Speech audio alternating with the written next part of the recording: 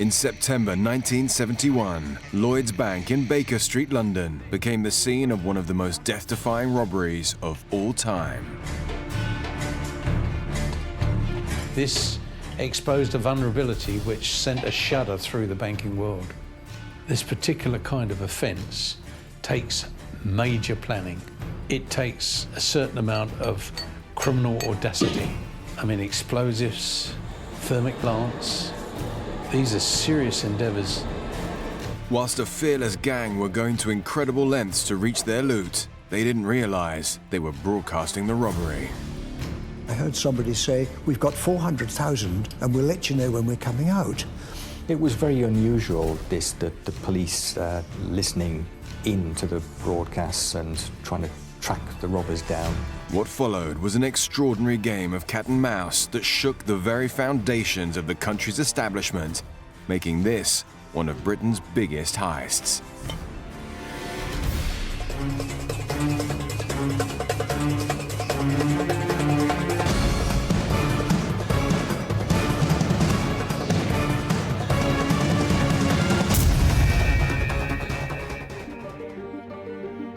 Saturday evening in the affluent area of Wimpole Street, central London, Robert Rollands, a radio enthusiast, was retiring for the night. I thought I'd go to bed early, read a book, maybe listen to the radio, and so I turned it on, and it happened to be on the Citizens Band frequency, which is the walkie-talkie frequency. The trend for CB radio, it's that Citizens Band radio where you can talk to one another, was all the rage in America, and it was coming to Great Britain, but the government still said it was illegal. And so people were doing it illegally, and I used to sometimes listen to the broadcasts on my specialised radio. And while it was warming up, I didn't change the frequency because I was going to listen to Radio Luxembourg. But Radio Luxembourg never kicked into the airwaves. Instead, Rollands tuned into something completely unexpected. And I heard two people talking on walkie-talkies. And I thought, that's very strange. And when I heard them say they'd got about 400,000 and they'd let them know when they were coming out, I knew that it was quite serious. In the dead of night, Robert Rollands feared he may have stumbled upon a robbery in progress. There were two voices. One was inside the premises, and the other voice, it sounded as though it was outside because it was a much clearer signal. So I assumed there was a lookout. I thought it might be the tobacconist shop just round the corner. These two were talking together and discussing what they were going to do. And when they said they got 400,000, I naturally assumed it was cigarettes. Concerned that he had somehow managed to tune into a frequency being used by thieves, Rollands knew he had to inform the authorities. It was quite an exciting moment because one doesn't hear that sort of thing every day. I realised it was a serious situation, and I felt, as I knew the person that worked in the tobacconist just round the corner, I thought at least it was my duty perhaps to prevent the thing going any further. So I decided to ring the local police station. And the duty officer answered the phone, and I said to him, "I'm listening to the radio, and I think there's a robbery going on." He said, "Oh, that's very no good, sir. If you hear any more funny broadcasts, why don't you record them?" Okay. As it was a Saturday night and just after 11 o'clock, he presumed that perhaps I was a hoaxer. I was not surprised because I expected him to not believe what I was saying to him because it was so unusual. In fact, I was rather grateful to him because his suggestion was a good one. So we ended the conversation, and I got my little cassette recorder out, and I recorded the conversations for the next 2 hours. Although the officer hadn't taken him seriously, on his advice, Rollands rushed to gather any potential evidence. I got my little cassette recorder, and I held it by the radio, got back into bed, and every time they spoke, I pressed the record button.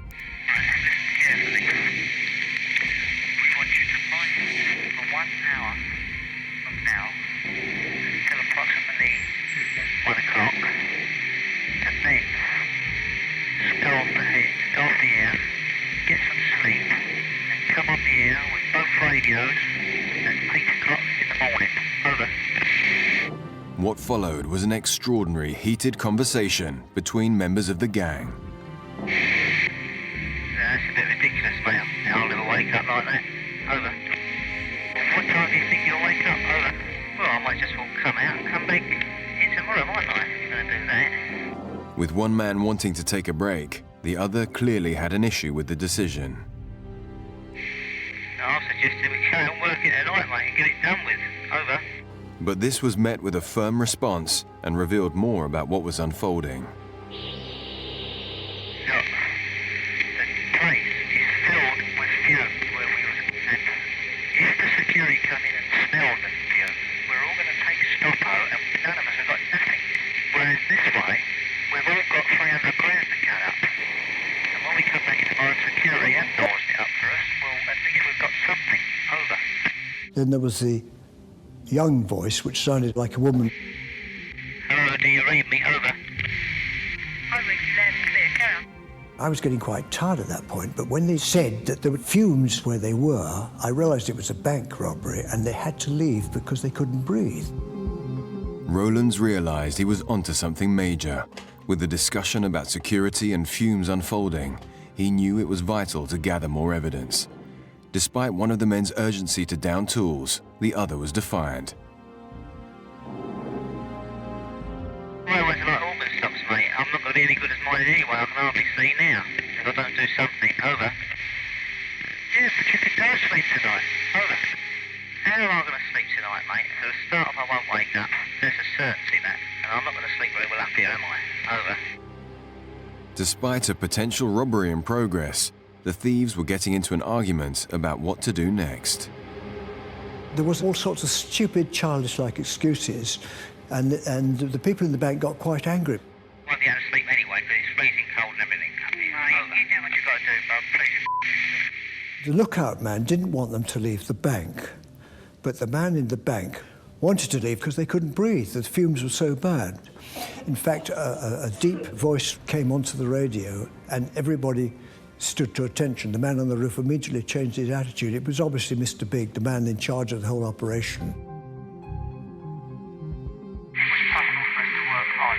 We're always working on office working non-stop all day. If you put the earplugs in your ear, turn the radio on, wake you, it would be like an alarm call, won't it? Over. And the man on the roof calmed down then. I will stay here. I will stay awake. Will you try and get in a bit earlier? All right? So they left the bank and he was left to sleep or not sleep. The robbers had leaked vital clues, and with early conversations alluding to the theft of thousands of pounds, Rollands was now in a race against time to warn the authorities. It was about 1 o'clock when I phoned the police the second time. As I hadn't had much response from the local police, I phoned Scotland Yard. I told him that I knew there was a robbery going on and that I'd recorded it.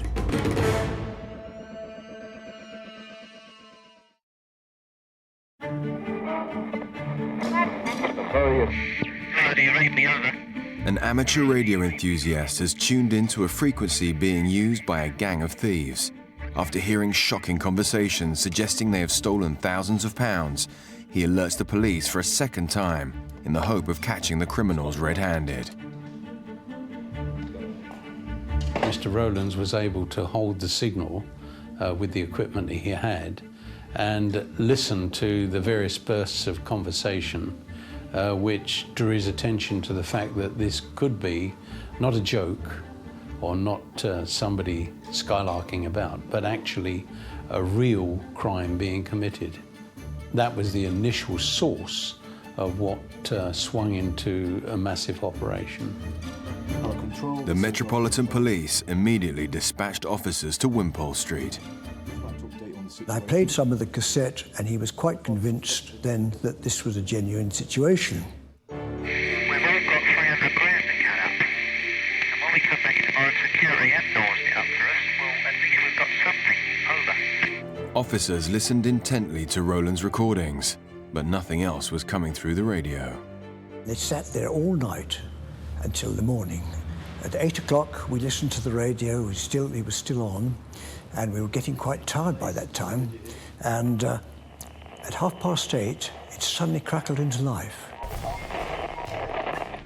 How's everything? Okay. And the lookout was thrilled because he'd been a bit agitated the night before, having to stay up on the roof overlooking the bank. Everything's fine. No intruders whatsoever. Over. And so the robbery then continued. Well, these policemen were absolutely fascinated. After 7 hours' silence, the police had a unique dilemma ahead. A major robbery was taking place right before them, but they didn't know where it was. How do you catch a ruthless gang in action when your only clues are voices on a radio? As senior officers quickly scrambled to Rollands, the gang continued, unbeknownst to them that Scotland Yard were listening in. By the way, they're treading the road outside somewhere. Over. Okay. But straight after this dialogue came a clue that the officers didn't want to hear. They're in there now. Over. So pay absolute attention to that front door. Over. By now, Rollands had already heard them talk about thousands of pounds. As the daring gang gained entry once more, officers needed to find the location, and fast. Initially, the police took action to try to identify where they could contact radio detection gear to carry out a sweep of the area. Of course, radio transmissions in those days were very difficult to locate. Buildings would absorb a signal, the signal itself could be distorted, and so there's no certainty as to which direction the signal was coming from. Shortly after that, there was a bit of a drama because the restaurant next to the bank, one of the waiters must have heard all the noise because he went to the bank and he put his eyes against the window and tried to see what was happening. Hold on. Over. Don't you hear it clear? The guy from next door has just gone and looked in our window. He's gone back to his doorway now. He's standing in his doorway, but he come and looked in our window. Over. And then again he came and had another look. They had to stop work for a short time because the waiter could obviously hear a lot of noise going on. Roger. What is he doing? So what, he's just standing there at the moment. Over. Hello. He's gone back in now. Over. And these clues I would have thought would be vital in detecting which bank it was. But they seemed to think that there was a lot of drilling of the roads on Sunday mornings anyway, and they thought it wasn't important. But the waiter was important because not many restaurants would be open on a Sunday morning. But as teams were scrambled to search for anything to identify their whereabouts, the one and only link to the unfolding drama fell silent. The bank robbers were alerted by the fact that the waiter had looked through the window and were obviously getting a little bit nervous because they left the bank and they gave an indication to Bob on the roof that they were leaving by saying, Would you like to change to the other channel? Over. and after that there were no more broadcasts. So one can only assume that was the code for leaving the bank.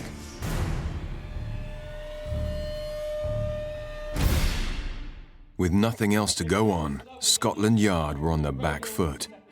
Teams of officers were sent to scour the streets. Okay, guys, come on, let's move it. 750 banks were checked within an 8-mile radius of central London. The actual bank staff, bank managers, bank security people had to be alerted to actually attend with the police and check premises because police don't have right of entry to these places. With no further messages coming through, the officers could not establish if the thieves had changed frequency or had already looted one of the major banks in the capital and fled. They sent squad cars to all the banks, which was complete madness, and I told them about 3 or 4 times, this robbery is not in Greater London, it's local, it's within 1 to 2 miles at the very, very most. The task now facing Scotland Yard was colossal. An 8-mile radius of Wimpole Street covers 22 boroughs in the capital.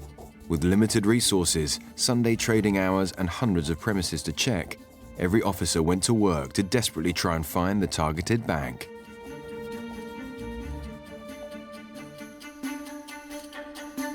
The risk factor for the actual losses were increasing because the simple length of time that the criminal operation had been going on. Really, you're looking for a needle in a haystack. That's the reality of communications at that time. By Sunday evening, more than a day since the first radio communication from the gang was detected, Scotland Yard was still combing the streets of London. And an enormous police operation was going on, but going on fairly covertly in order not to disturb the criminals or to try to catch the criminals in the act of committing the crime. In a race against time, more officers were drafted into the already extensive search. As the investigation grew, businesses in London opened as usual on the Monday morning. Well, the bank manager, when he entered the premises and the vault was opened, there were over 260 vault boxes opened, strewn across the floor. To any bank manager, it must have been his worst nightmare.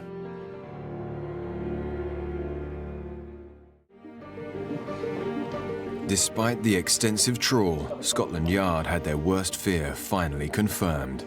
Come on! It was only on Monday morning when the banks opened that the report came in that it was the Lloyds Bank at Baker Street. Lloyds, in the heart of London, had been part of the UK's financial empire for over 100 years, serving customers from its busy branch on the corner of a well-known high street. Their vault housed hundreds of safety deposit boxes containing immeasurable wealth, many of which had been ransacked. The bank manager must have been very, very shocked indeed. He must have really been biting his lip when he reported to his seniors at Lloyds Bank what had happened. Imagine the effect on the shares market.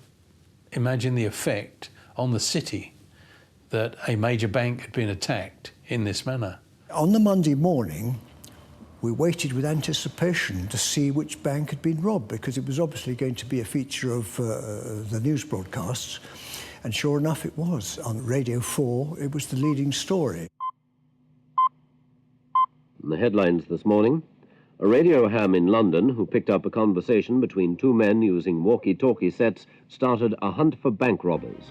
The police were having to defend themselves because they were being accused of inefficiency and they should have caught the robbers. But they were saying that they'd called in the post office, who were in charge of radio at that stage. Now, the post office said, well, we don't have experts on 24 hours a day, and we called people in specially, but by then it was too late. So you had the police, to an extent, blaming the post office, and the post office blaming the police. The simple reason was the minor delays were caused by the difficulties in homing in on a signal on a given frequency, which can be wholly inaccurate. It was quite shocking to think that here in the heart of London, this serious crime had been planned and executed with quite an amount of cool criminal endeavour. And at the same time, policing was going on around it. And of course, the reality was that the bank involved was just a couple of 100 yards from the radio ham's home, where he'd been picking up the broadcasts. Despite the mass search, the thieves had been carrying out their attack less than 1 mile from where Rollands and the police had been listening in. I knew I was right, but the police weren't prepared to accept that I was right. It was a pity they wasted so much time and effort searching 750 banks in the Greater London area.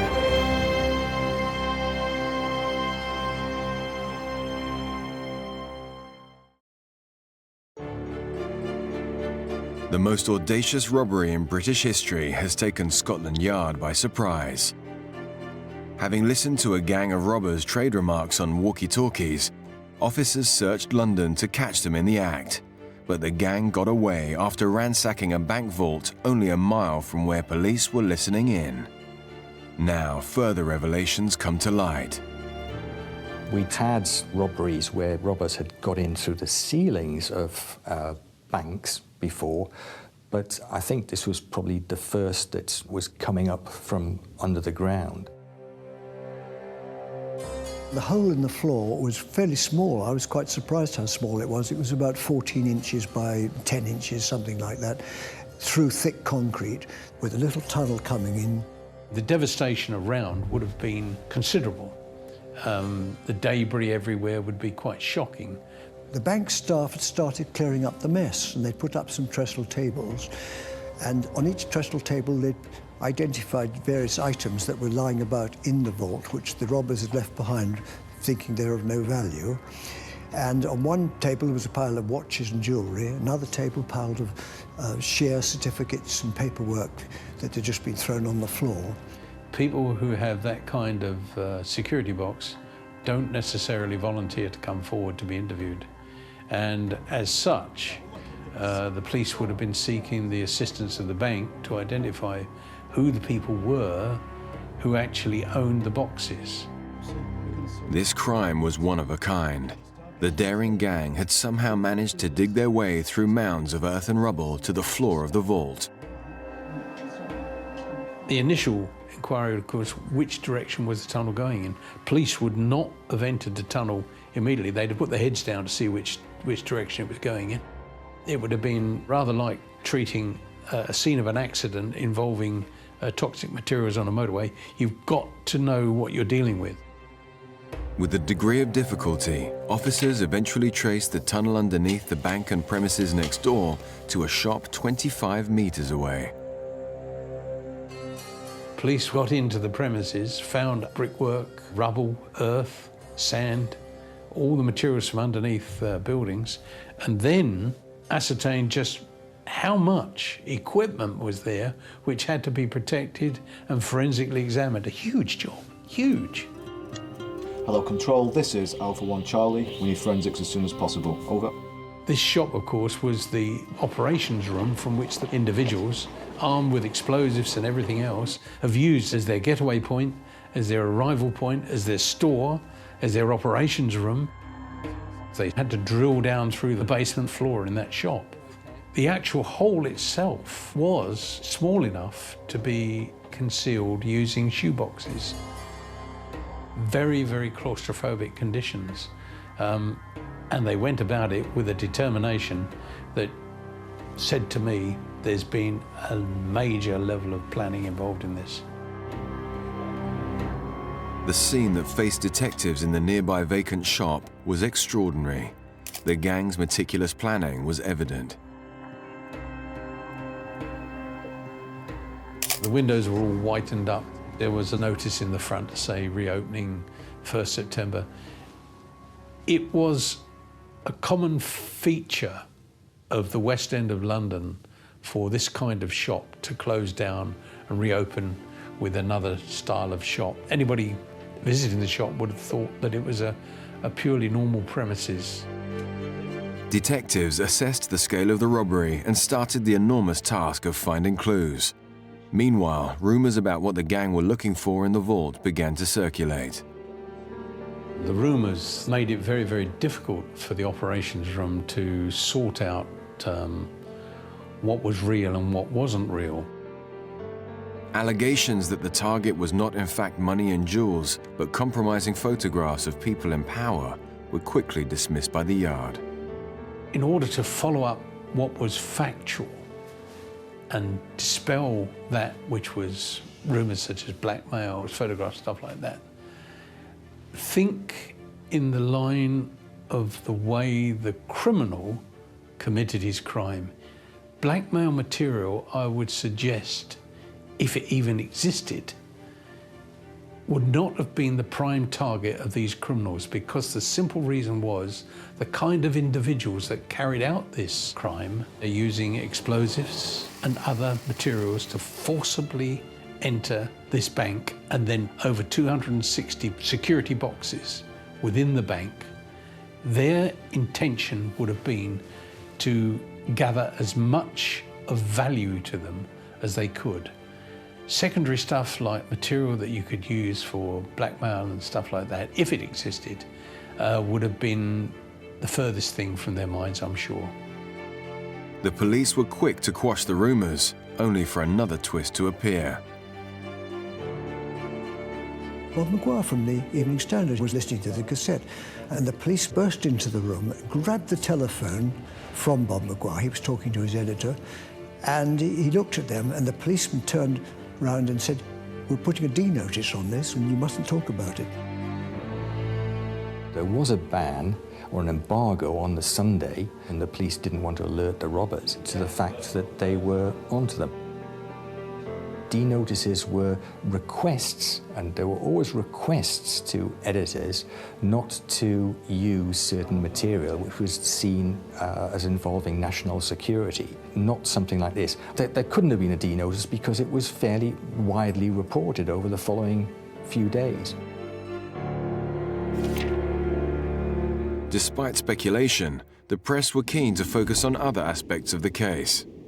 You get ordinary people listening in and then tipping off the media to what the police were up to. You also had robbers who'd get equipment in their cars and they would listen into police broadcasts. But this was the other way round. This was the police listening in through the radio ham to what the robbers were up to. Okay, forensics. I want each and every fibre. This rare opportunity may have provided a window into the gang's raid, but detectives were starting from scratch at the crime scene.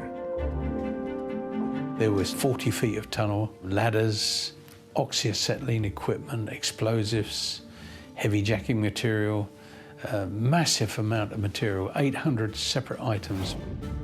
Police officers attending there would have taken every step to ensure that that scene was maintained as a crime scene, and whatever was in the tunnel, if there was anything, the ladders, the debris from the offence, the blown concrete, everything to indicate what type of explosives were involved, what kind of fuse was involved to set the explosives off, what kind of thermic lance material. If they'd wanted to keep their identity secret, they'd have had to keep their gloves on all of the time. But of course, it's not only the individual criminal involved, it's who handled the equipment before that. So the task facing the police was one of identification. Forensic examination of the vault, tunnel and shop began in earnest, but it was a different lead that caught their eye. We quickly ascertained that the shop was the operations centre, and it was ascertained that the shop had been leased. So from then on, the inquiries based upon the lease of that shop. We had a breakthrough. Yeah? What you got? I've got it. What? The lease.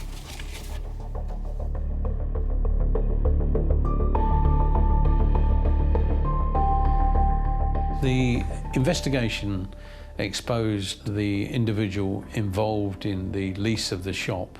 Suspicion was thrown on him immediately. That was a bonus for the investigation. No doubt, had the criminals had time, I think probably that other techniques would have been used to cover the actual leasing of the shop.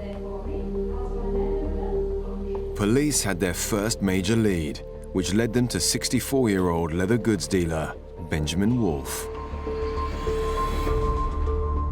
Scotland Yard had a brilliant method of locating and identifying who were known associates. So pools of information were coming through from division, from everywhere.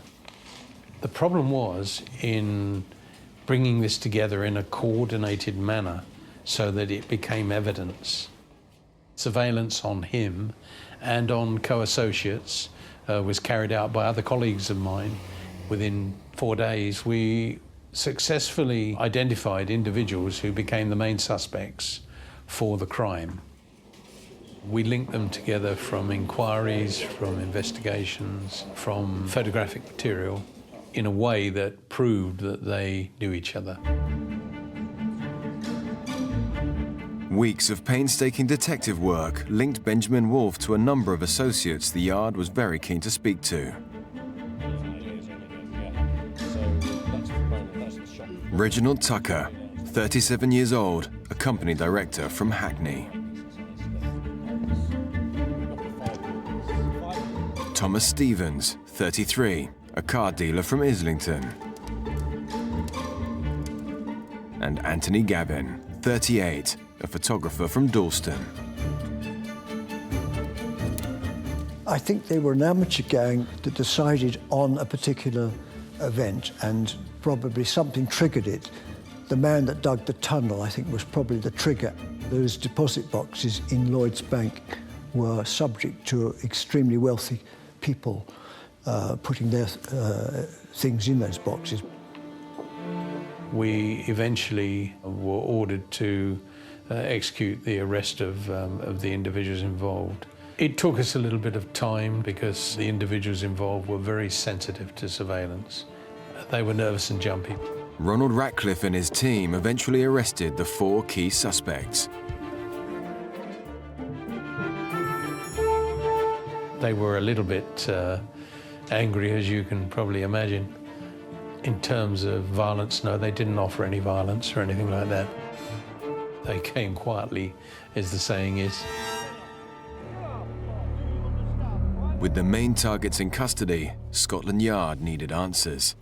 Despite analysis of 800 items from the crime scene, no forensic clues were left.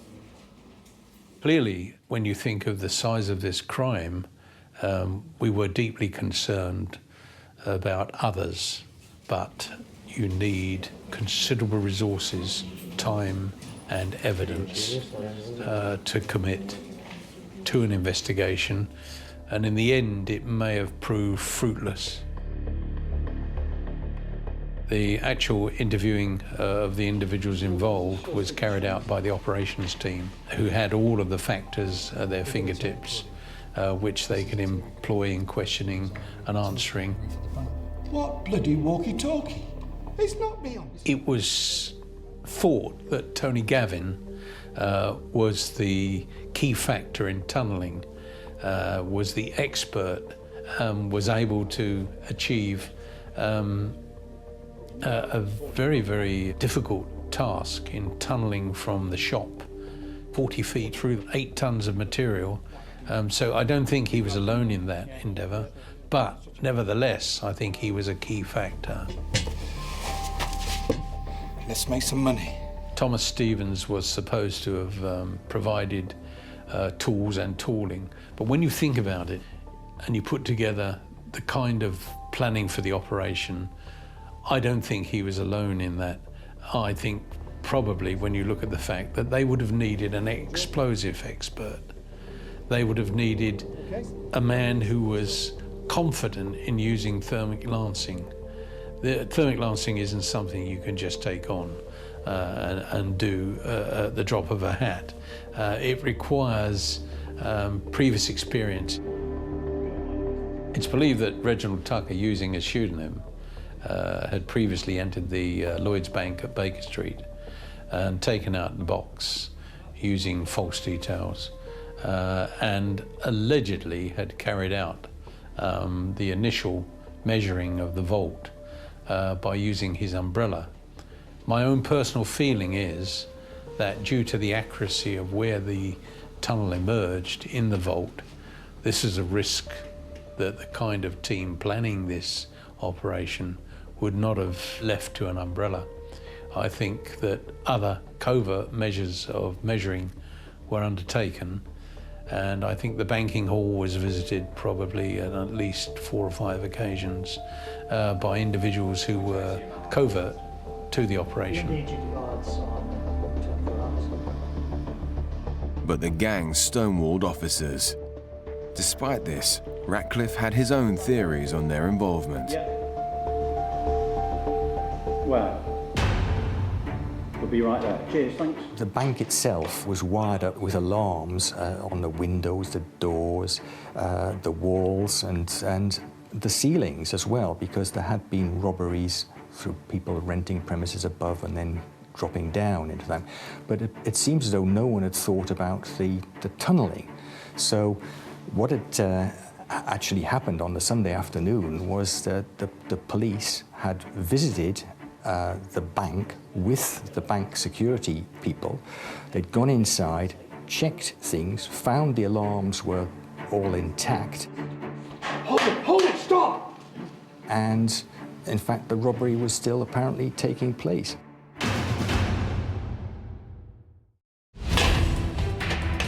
Lloyd's Bank in central London has been the target of the most elaborate heist the capital has ever seen.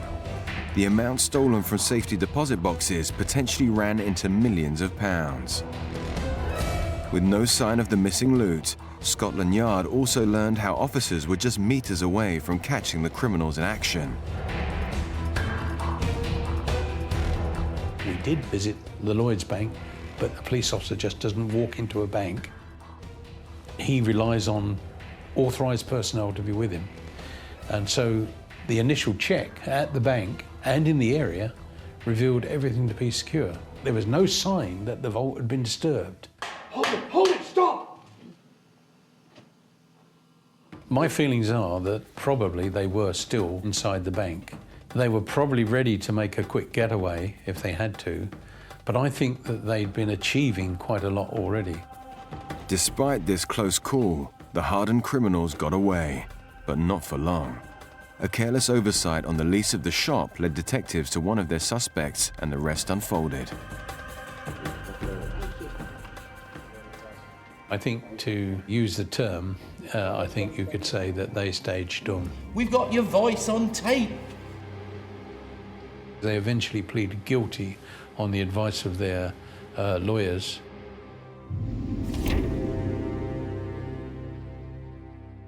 The jury have reached their verdict. Anthony Gavin, Thomas Stevens, Reginald Tucker. 2 years on from the Baker Street heist, a jury found all 4 men guilty of their part in the crime. Anthony Gavin, Reginald Tucker, and Thomas Stevens each received a 12-year jail term. The judge passed down an 8-year sentence to Benjamin Wolfe, taking his age into consideration.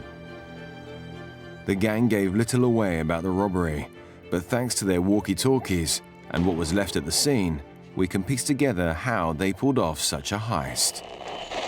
I think there were two separate gang areas, and as such, they were disciplined enough to actually interchange because of fatigue. The digging of this tunnel itself must have been exhausting. The actual claustrophobia of going down through the floor of this shop must have been a big strain on the criminals involved. I know you're tired, you're all tired. It was possible for us to work hard. There's all the work done. I've been working non-stop all day. And shifted 8 tons of material from under the shop, under the premises next door, under the bank, and as such, in doing so, they exposed a well which was underneath. They then used extendable scaffolding type ladders, which I think were used like tram lines to shift the heavy equipment along. But at one stage, of course, they actually tried with, I believe, with a 100-ton jack to press out the floor. But in doing so, it began to press through, push the whatever they were resting the 100-ton jack on through the ground itself, rather than achieve the upward thrust. We made it. They knew precisely where they wanted to penetrate the bank. Using thermic lances in enclosed places is extremely dangerous, and they still carried on. They did not give in. They had to resort to explosives to completely make sure that they got into the bank, but in a controlled manner. They used explosives and succeeded in getting in through the flooring without disturbing the doors of the bank. The gang were relentless, cutting through 2 feet of reinforced concrete from their confined man-made tunnel below. It was chaotic, but the criminals knew what they were doing. Their main target was to remove valuables. Once inside the stronghold, they wasted no time smashing open some of the 268 boxes that lay before them. But using heavy-duty industrial equipment eventually proved problematic. I can hear you. How long do you think you're going to be in there? There's too much smoke from this thermic lance. I'm making my way back. Mr. Rollands heard conversation about somebody being tired and overcome by fumes, and that this individual needed refreshment in the way of tea and sandwiches. What followed was a bizarre war of words between those trying to reach the vault and the man tasked with making sure the coast was clear. The weak link was one of their lookout persons. Clearly, he didn't have the discipline that they wanted. He was getting bored, probably cold, probably a little bit frightened, and as such was overusing the radio system. I personally think there was more than one lookout, and probably there was a different frequency being used as well, which Mr. Rollands was not picking up. When one looks at the amount of equipment that was accrued to carry out this job, they took other means and methods of communication besides the one they were doing. Despite their differences, it appears the gang decided to have a break partway through the robbery and resumed only to be almost caught when the police called in with the bank manager. They did not panic, and they knew that they'd got a window of time. Once the bank had been visited, they knew that unless they were visited again, then they had a reasonable amount of time to exit from the premises with the stolen cash, jewellery, and then they managed to get out of the bank by going back through the tunnel, which was an endeavour on its own. When officers turned on their heels at the vault door, the gang made their getaway. When they vacated the property, they exited through a rear window in order to leave the property locked and secured, so that even if it drew attention, access was not going to be gained immediately.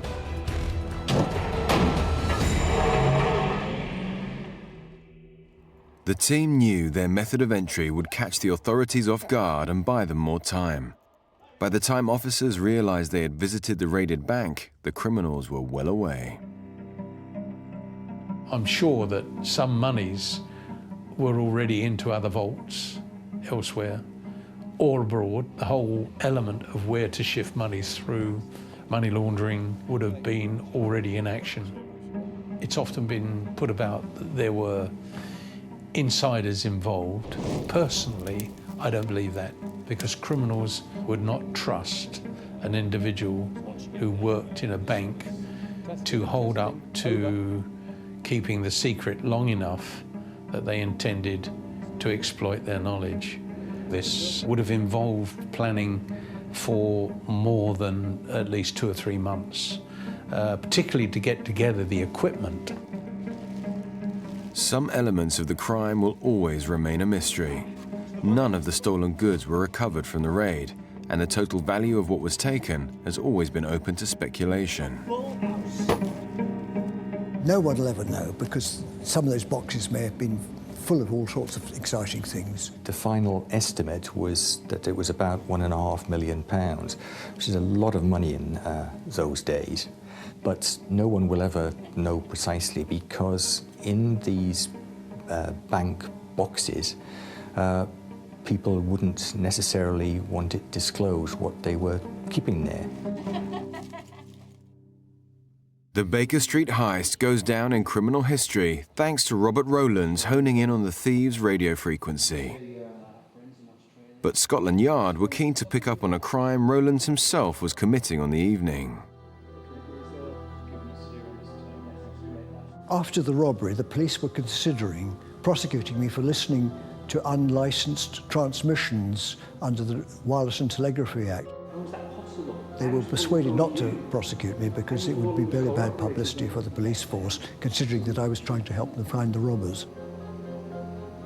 15 years later, I got the cassette back. It was hiding in a safe in Paddington Green Police Station in London. Rollands was also contacted by Lloyds. They gave me a cheque for £2,500, which I thought was extremely decent of them. Such a brazen attack on a bank has not been witnessed in Britain before or after 1971. A final twist in the tale could give an insight into where the gang got their inspiration. Someone pointed out that Sir Arthur Conan Doyle's fictional detective Sherlock Holmes had investigated a near identical robbery. Now, Sherlock Holmes was supposed to live in Baker Street, and here you have a bank in Baker Street. Now, in one of his stories, he said that he'd learned of some robbers who had dug a tunnel from a shop next door to a bank, had tunneled down, and then had come up into the bank. The only difference between the Sherlock Holmes story and this one was that Sherlock Holmes was waiting inside the bank when the robbers came up through the floor.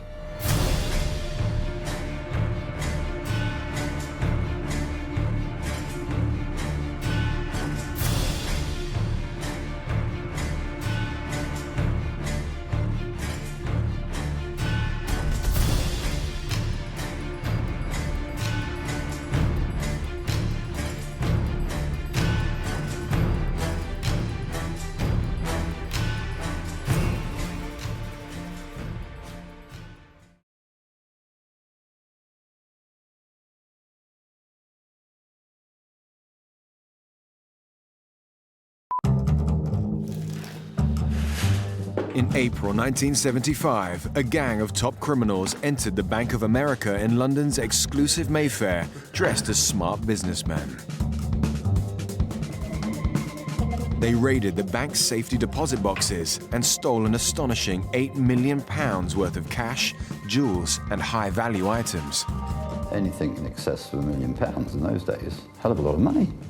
Hell of a lot of money. Well, once a robbery produces a tremendous amount of headlines, there is a great deal of demand from the bosses at the Met to ensure that the robbers are caught. It was just a race to get to the criminals who may well have done this robbery. This is the audacious story of how a criminal gang robbed one of the world's biggest banks and carried out one of Britain's biggest heists.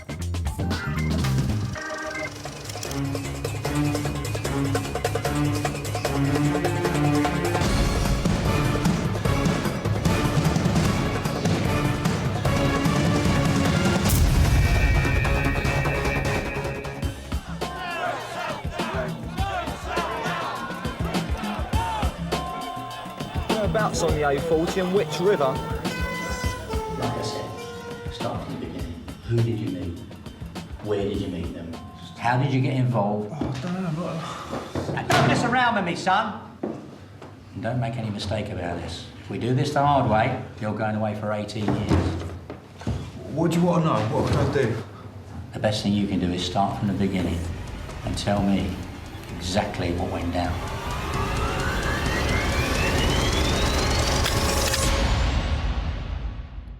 26-year-old convict Stuart Buckley was serving a 9-month prison sentence for handling stolen goods. He was a fastidious individual. He paid great attention to detail. His cell was kept immaculate. Everything had its place, and he made sure it was kept clean. He was quite a nice kid, easy to talk to, a nice sort of guy. In my book, an idiot who got a little bit overambitious. Yeah, he was just a crafty little criminal, really. He wasn't a big-time criminal. He had the ability to work. I've got to say, he had a criminal mind. I think that's what gave him the thrills, that he's involved with it. He was an interesting little character. He had some history of small-time crime, handling stolen goods, but small-time fraud as well. And I think he'd been in jail about twice. I don't think he could read or write, but he was quite a genius with electricals, phones, etc. After his release from prison, Stuart Buckley was hoping to use his electrical experience to gain employment. Well, he was a man that wasn't a trained electrician. He hadn't done an apprenticeship, so there wasn't any electrical job he couldn't do. One or two of the crimes we investigated found out that he'd been able to manipulate phones, bypass phones, intercept phones, and yeah, for a man of his background, he was very good at it. Responding to a job vacancy, Buckley had secured an electrician's post at the Bank of America in London's Mayfair. The Bank of America was based in probably one of the most affluent areas of London, where diplomats are based, so it would have been used by envoys, diplomatic corps people, and probably as well Far Eastern businessmen who have vast amounts of money and want to have stored it somewhere safe. The Bank of America is one of the world's largest banking institutes. In the 1970s, they had 9 branches situated in London. One of their branches was on Davy Street in Mayfair, where Stuart Buckley was now working. It's a lovely old building with a vault, as most banks have. And obviously, because of its situation, I would imagine quite a busy bank. And at that time, they had problems with getting the proper phones that they needed for the bank. And he was able to get them all through the back door, and he did all the phones in the bank. They'd have to wait 6 months. Americans, get it. Got a chance of getting it done tomorrow, get it done. They didn't ask any further who's doing it. Alarmingly for a bank, the officials had failed to carry out any background checks on Stuart Buckley before employing him. Because he was the general handyman used for, not employed permanently, but casual, on a cash basis, I take it. They just accepted him without ever inquiring or vetting who he was. You're doing a good job, I'm pleased to say. As an electrician, he was in a situation whereby they trusted him. He was obviously appeared very loyal. With the successful completion of each job, Buckley was entrusted the keys to most of the London branches of the bank, including one on Davy Street and 3 miles away on Cannon Street. He had access to the Bank of America branches in London and would go in, repair telephone wiring, wiring for electrics, and standard repairs that were required. And he had the freedom of the bank. And of course, he then found out that he could also go in out of hours with the aid of the front door key. In fact, the whole bank's security procedure was questionable. It was a bit ancient, and the security system wasn't that good. Well, all they had in those days was just an alarm which they set when everybody went home. If the bank was raided, a gramophone record would be triggered that would broadcast to the police. And perhaps it was possible that anybody in the know about that system would just simply locate where it is, lift the needle, and so prevent a broadcast being sent to the police saying that the place was being burgled. The keys in those days were kept in the telephonist's switchboard during the times the bank were open. So it's quite laughable, really. No one would expect the key to the front door to be kept on the switchboard during the day. I mean, if somebody told the managing director of the bank that was happening. Security today now is everything is buttonholed and screwed down. Yeah, to be true for the security system at the Bank of America was virtually non-existent. Full stop. The Bank of America was looking vulnerable to criminal attack.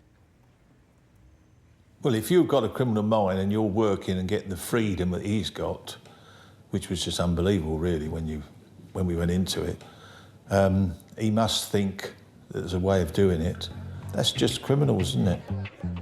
It is alleged that whilst having a drink at a pub in South London, Stuart Buckley met with an old criminal associate, Frank Maple. Perhaps over a beer, they discussed Buckley's new job. And it's inevitable that somebody who's working in a bank would prick the ears of somebody who's in the world of crime and they'd be intrigued. And Buckley explained, in all probability, that he had keys to 2 of the major banks in London and, in actual fact, had free access to these banks. To Maple, this would be like gold dust. It would have been a fantastic find. Maple turned around and said, the Bank of America has got a lot of money. It's going to lose some. Described as the criminal mastermind, Frank Maple from Kingston-upon-Thames in Surrey was a career criminal at the top tier of criminality. Once Frank Maple decided that he was going to target the Bank of America, his first job, like any good organised criminal, would be to set up a gang. These people would have to be trusted people. He would need to ensure that he got people who had specific skills. But he would still need the inside man. And nearly every big crime that's ever been committed, there's always been an inside person, sometimes intentionally, sometimes some loose words they say.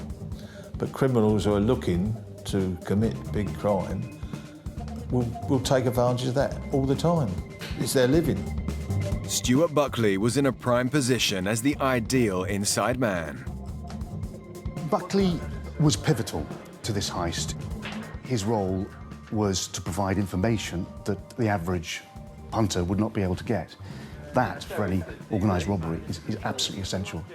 Steward Buckley gave all the information of how to enter the bank of a night when it was closed, make his way through to the vault, open the vault, go in and clear it out with as much stuff as they could take. That was his role, quite simply. Obviously, the Bank of America was ignorant of the fact that this chap had previous convictions, so him being given free rein would have been invaluable and made him the perfect inside man. A gang of experienced criminals were put together to organise and carry out the robbery. Jimmy O'Loughlin from Kingston upon Thames, Frank Maple's neighbour and chief of staff. In an organised criminal gang, a chief of staff is central to the operation. He would identify who would be required for the job and to ensure that they would be able to fit the bill and were experts in their field. I think O'Loughlin would look at it because his convictions weren't that serious, but I would think he would see his opportunity in getting himself in with this hierarchy of criminals. Leonard Minchington from Palmer's Green in North London, known as Johnny the Bosch. Minchington, also known as Wild, who was well known in police circles. His nickname was Johnny the Bosch, which every criminal and every police officer referred to him because apparently he looked like a German from his prison photographs. Leonard Minchington, who had a number of names and aliases, was nicknamed the King of the Twirls. He was a bloke who had expertise in cracking safes. He got several convictions. He'd been involved in armed robberies, burglaries. A lot of it is a sort of folk myth, but one of the things they said was that he was given 2 keys for 2 doors. He produced a key that opened both doors. He was a professional criminal prepared to do anything that would earn him the odd shilling, as they say. Peter Coulson from Southgate in North London, nickname the Lucky Thief. Well, Peter Coulson was a professional criminal. Didn't have any conviction as such. Never been to prison in his life, but had a big house. When you knew his background, he'd been a thief since he was a young kid. He was a bit of a playboy, prepared to do any sort of crime to get money. He was just another intriguing character who come out of Hoxton. The very fact that he had an unblemished record meant that he was very attractive to anybody setting up a gang required for a heist. Peter was a very competent thief. He'd got away with stuff in the past and he made a lot of money.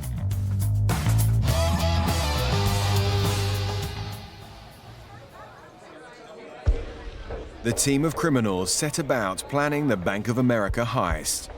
When Buckley had finished his shift, or perhaps in the morning before he went in, he would go to a cafe near the Cannon Street branch of the Bank of America. There he would meet Mitchington and O'Loughlin, and over a quick breakfast, a cup of tea, coffee, they would discuss the plans and the information that he probably learned that day during his work. Stuart Buckley was able to describe in detail the bank's working procedure, and whilst he already had keys to the bank's side door, he did not have keys to the vault area itself where all the money and valuable items were kept. The bank vault door was gated. Beyond the vault gates was the vault door itself. There were 2 independent dials set into the front of the door. The bank manager had one set of combination numbers, and the chief cashier had the second, but neither knew the other's combination. Expert safecracker Leonard Minchington would have to crack the vault door's combination. But he first needed keys to the vault gate itself, which were kept at the bank's reception. He was the one that supplied the cuttlefish for Buckley when he knocked the keys off the switchboard in the Bank of America in Mayfair to take the impressions of the keys. We worked out that it was essential for him to befriend the receptionist who held the keys to the vault. He had already been given a tin with plasticine, and it was his job to, through sleight of hand, get imprints of those keys. During a conversation with the receptionist, he just managed to knock the vault keys off the table, and as he bent down to pick them up, discreetly pressed both those keys into the plasticine and got a perfect copy of each key. Having successfully distracted the bank's receptionist and obtained the key's impression, the band of robbers had everything they needed. But little did they know that an underworld informant had alerted Scotland Yard's intelligence branch, C11, that they were planning a major robbery.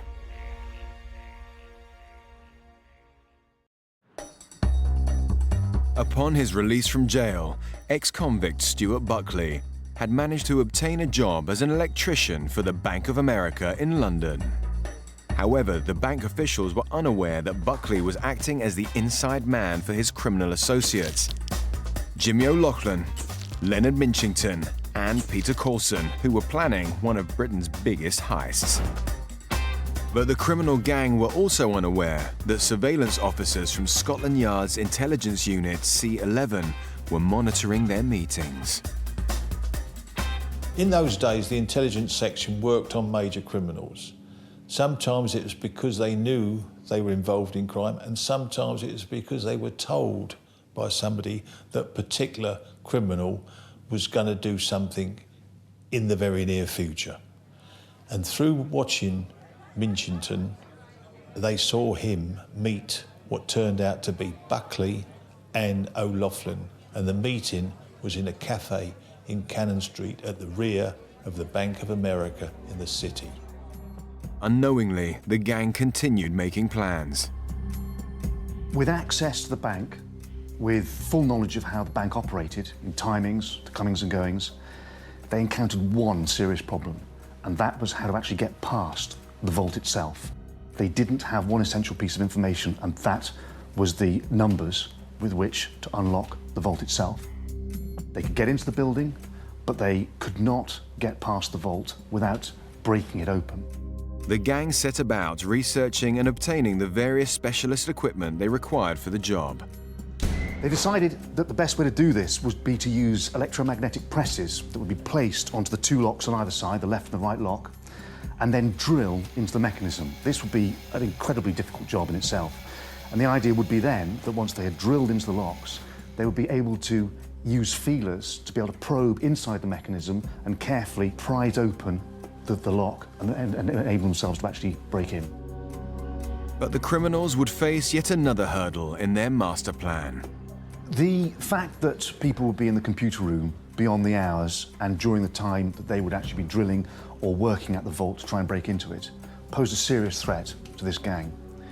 It meant that they would have to have lookouts, making sure that they were safe and that they were not going to be interrupted, and if they were interrupted, exactly how they would respond to it. And there, obviously, came the danger of violence.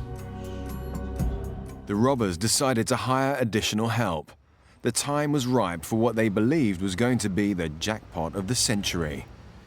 On Friday, the 25th of October, 1974, at 6 p.m., the bank officials locked the vault and closed business for the day.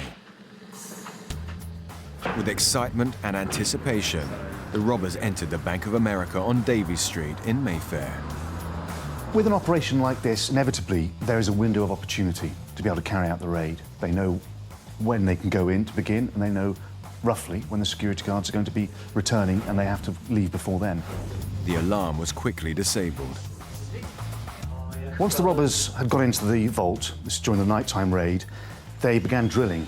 They encountered a serious problem. The thick steel door was virtually impenetrable.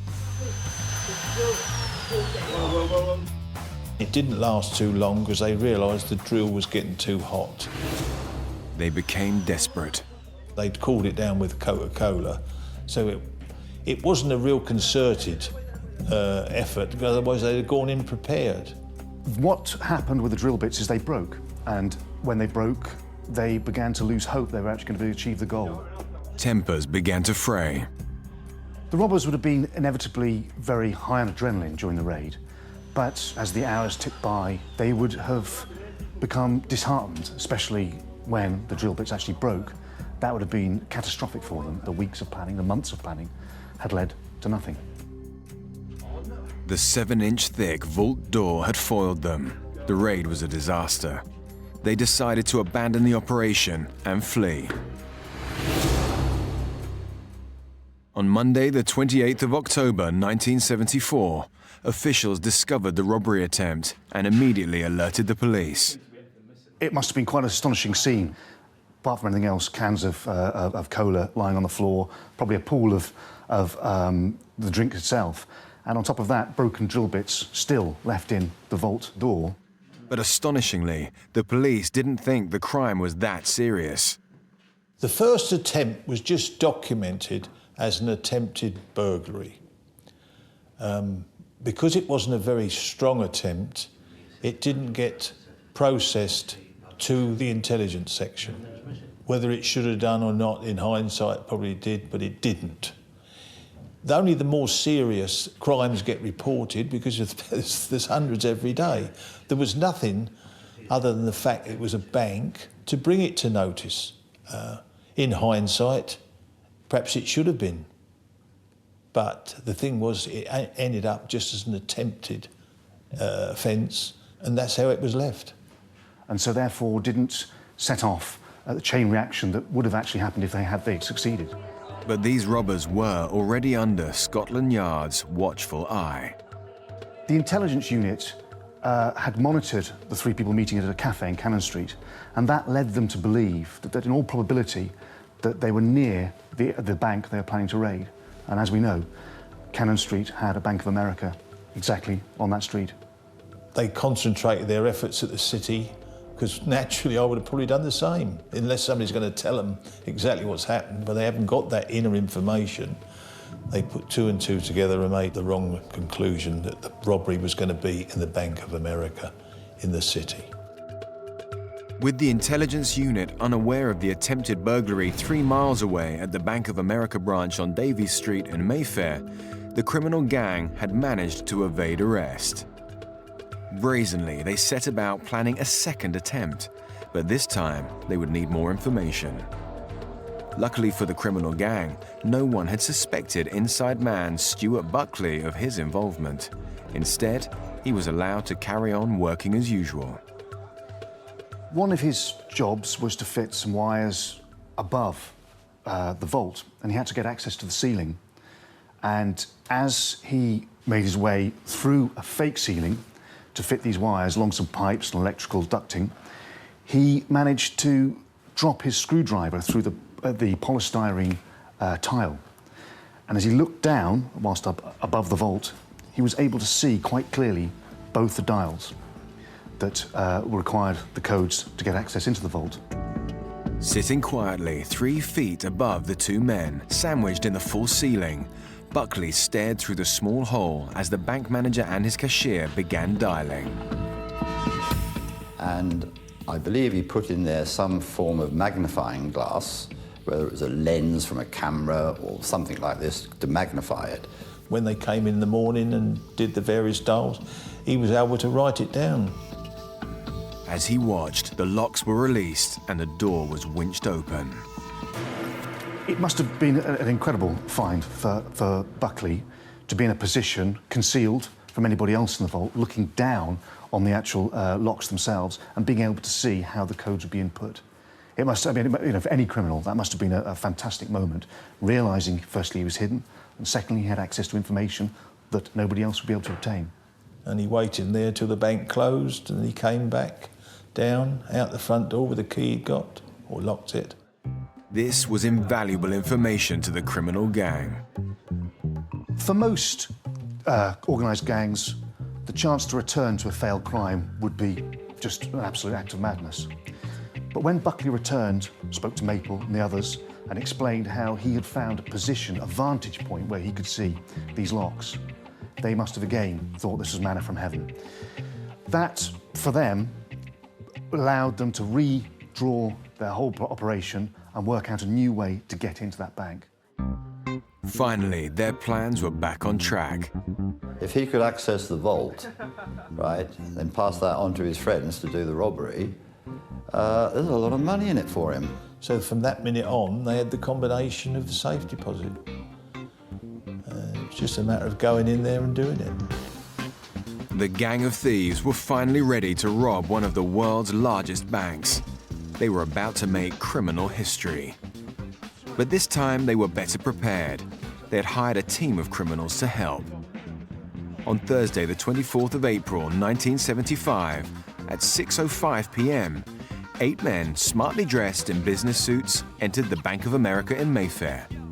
They were about to carry out Britain's biggest heist. It's a posh part of the town. It's a place where businessmen, city workers and so on will be returning home. And to appear in Congress, they carried briefcases and sometime after 6 p.m. entered the building. They had about 2 to 2.5 hours before a security patrol came round to check the bank. Each member of that gang had a specific role. There would be the people who would be involved in bagging the items. There would be the other people involved in watching, serving as lookouts. 2 watchmen kept an eye on the computer room, the area they were most concerned about because there would still be staff there. They got the combinations numbers that Buckley had given them correct, and they had the vault open within a matter of minutes. And it was a matter of how many safe deposits boxes they could get open. They used the expression caned, which is levered it open, because it takes a while to lever each one. So they managed to get into 79 boxes, and I think there was 400 or 500 in there. They discovered a treasure trove of money, jewellery, and exceptionally valuable items. They began bagging them. But not everything was going according to plan. During the robbery, as the other members of the gang filled their loot bags, as it were, there were 2 lookouts who kept an eye on the room where the computer workers were carrying out their work. At some point, one of the staff came out to take a break, and the watchman, the lookout, became concerned that he was going to become privy or aware or interrupt the raid itself, and so actually seized him. Suddenly, there was a hostage situation, and tension mounted dramatically. And it was decided that they would have to seize the 2 other people in the computer room to ensure that they were not interrupted at all or the alarm was raised. The nature of the crime had now shifted. They'd stepped up a gear, had moved from burglary now to robbery. The 2 watchmen were armed. This fundamentally changed the crime being committed. As soon as hostages became part of the equation, identity became an issue.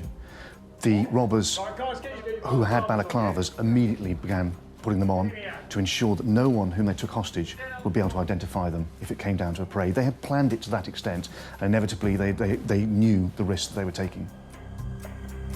Whilst no physical acts of violence were inflicted on the hostages, they were left bound and gagged as the robbers escaped with their haul. They ended up £8 million better off. But in actual fact, they left a great deal behind. It was, to put it mildly, a robbery that they had beyond all their dreams. Having stolen the property from the robbery, they then went to an address all pre-arranged, which in those days, and probably still is, referred to as the flop, where they would flop down and do the share out.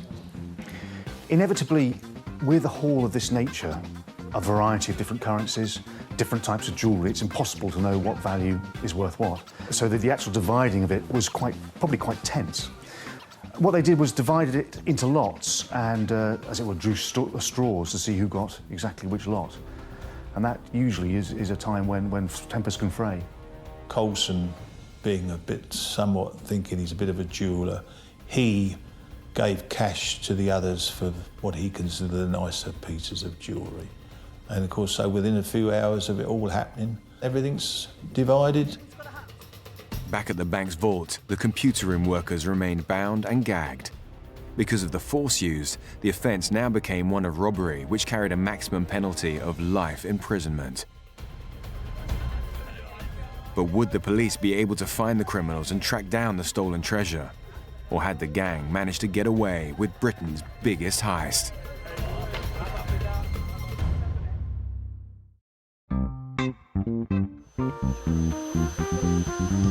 After a failed attempt to rob the Bank of America, inside man Stuart Buckley was able to return to work at the bank without any suspicion.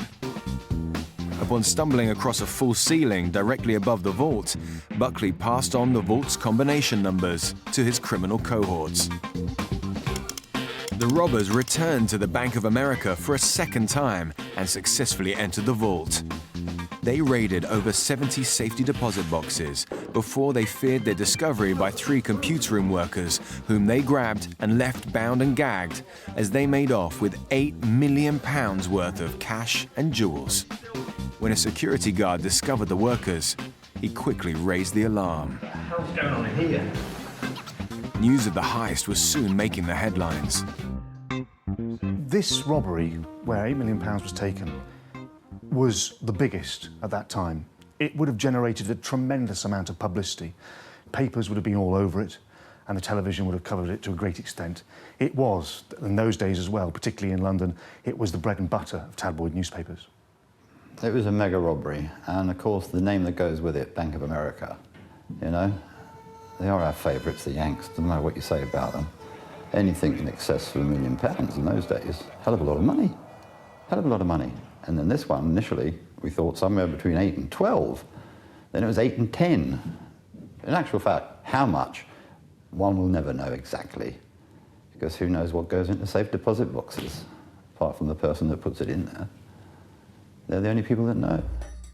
Scotland Yard's crime-busting unit, the Flying Squad, were quickly drafted in to investigate the crime. In the 1970s, the Flying Squad had established a robbery division which gave rise to the current Flying Squad model for the investigation into armed robbery in London. Detective Superintendent Bob Robinson was part of the investigation. It wasn't until the next day that the Yard learnt of the break-in into the bank. Detective Constable Reg Leonard was also part of the police investigation. I was one of the chaps who went up there. We set up an office. I was supposed there'd be somewhere in the region of about 20, 25 of us involved in that inquiry. Once a robbery produces a tremendous amount of headlines, there is a great deal of demand from the bosses at the Met to ensure that the robbers are caught. Detective Chief Superintendent in charge of operations at the Flying Squad was Jack Slipper. With a case like this, it went to their best man, and that was Jack Slipper, nicknamed Slipper of the Yard. Pivotal to the investigation of major robberies, and best known for his pursuit of the great train robber Ronnie Biggs, Detective Chief Superintendent Jack Slipper cut an imposing figure. Slipper went to C11, which is the intelligence unit, and there he discovered that there was intelligence from a tip-off that some robbers were planning some kind of raid in the City of London at a bank. Very quickly, the intelligence section, who had been doing the observations, knew that the probability that the Bank of America in Mayfair Street was committed by the people they'd been watching, the Bank of America in the city. There's not too many bank robberies per day. They know that they've got the right people. And it was just a matter of getting the ones they knew quickly. The information that C11 provided Slipper was pivotal. It gave 3 names, 3 addresses, and from that information they were able to work out who they mixed with, where they met, where they had drinks, and who were their friends. Jack Slipper quickly deployed the arrest phase. They started watching O'Loughlin because he was one of those they knew. And they obviously had an address, and they saw him go to Harrods, buy the suitcases.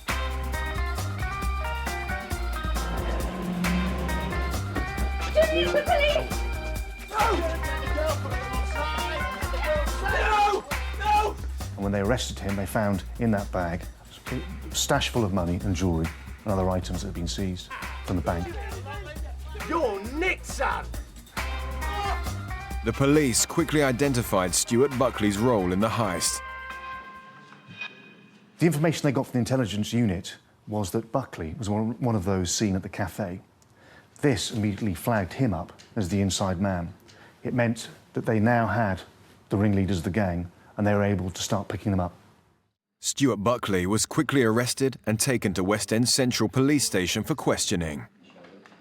Well, they denied it initially, but as the evidence piled up, he then told them he told them who he'd given his share to dispose and hide for him. And that was a friend of his who also got arrested. And he, in actual fact, had put it in a plastic stovepipe and buried it in a field down in the country. The Flying Squad used information of his paltry share to their full advantage. The detectives dealing with it, they're not idiots. They quickly showed to him that he had not got a full equal share because they've got O'Loughlinshire back to compare it, which he didn't take kindly to, and I think that's what tipped the balance with him, and he then started telling all. What do you want to know? What can I do? Psychology for any detective is a key way to get information from people. While Buckley claimed it was the use of violence that led him to give information to police, it may just have been also the fact that they produced in front of him what the other members of the gang got. He told police of how he actually was in a position to be able to get the numbers for the security locks. For 17 hours, he remained cooped up in what must have been incredibly hot right next to heating pipes and confined space in the ceiling. He had taken some sandwiches that he prepared that morning, and he'd also got a bottle in which to urinate. He was crammed in there waiting overnight for the guards to come in, and then for the manager and the assistant manager to come in and unlock the locks.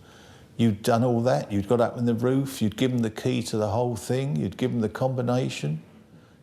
To say it in a nutshell, he'd been fully cooperative with them, and they'd had him over. With an enormous breakthrough in the investigation, Stuart Buckley was awarded Supergrass status. He would be one of the country's first. A Supergrass is someone who goes against the very gangland or the very organised criminal culture that exists amongst criminals. It is a way of setting yourself against them for the rest of your life. They will always hunt you down. He just told everything. He told everything.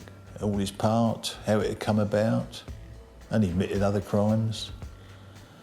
And he agreed that he would give Queen's evidence. In my book, he's a super guy who gives us super information so we can make super arrests. He's a grass, and that is it. He is just an informer, nothing else. The super bit, don't know where it comes from. Perhaps the size of the job, something like this. But there's nothing super about them. They're crooks. The 1970s gave birth to the era of the Supergrass and opened a new chapter of criminal investigation in Britain. No criminal had ever before been granted immunity from prosecution or a reduced prison sentence in exchange for giving information. And they very often are willing to sell their souls to reduce the fine or the sentence. The Supergrass would prove to be a great weapon in the battle against organised crime, but there was always the threat of danger to the life of the Supergrass. When Buckley became a Supergrass, he knew he faced a prison term. That was reduced, but at the same time, he was in an environment where he could be got to. The police would have had to assure him that while he served his prison sentence, that he would be kept safe, because he would become a target. Revenge would be high on the priority of those he named. During his time in police custody and as a Supergrass, Buckley's privileges would permit him to leave the confines of his cell and be escorted out for his daily exercise. The word had got out, of course, that Buckley was, which he probably had done by that stage, Buckley's life could well have been in danger. So he was escorted out by armed officers, and I was one of those armed officers. I can remember on one occasion taking him out one day, and I took him to a restaurant in Kensington. A chap came in and I noticed Buckley look at him, and he almost went white. So I said, "What's the matter?" He said, "God," he said, "that guy that just came in and just sat down over there, you see him?" I said, "Yeah." He said, "He looks so much like Peter Coulson, it's unbelievable."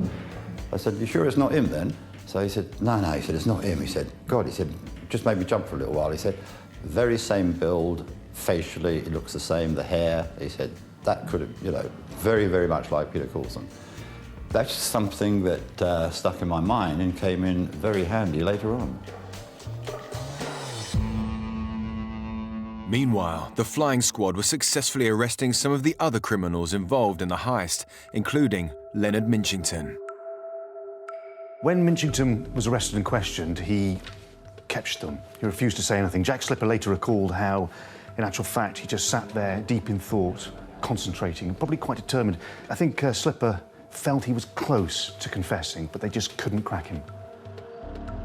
Billy Gear had received a parking ticket, which later helped the police in tracking him down.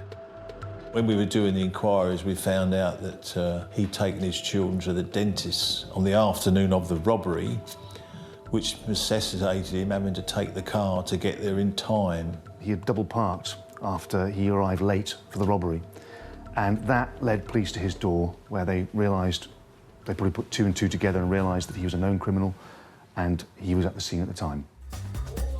Billy Gear was arrested along with his wife.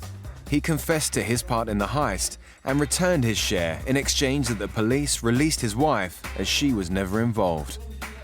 As the police were desperately trying to find and arrest the few outstanding criminals, they discovered that Frank Maple, who they believed had masterminded the whole heist, had left the UK for Spain. Peter Coulson had also evaded capture. Would the flying squad be able to track him down, or would his reputation as the lucky thief remain intact?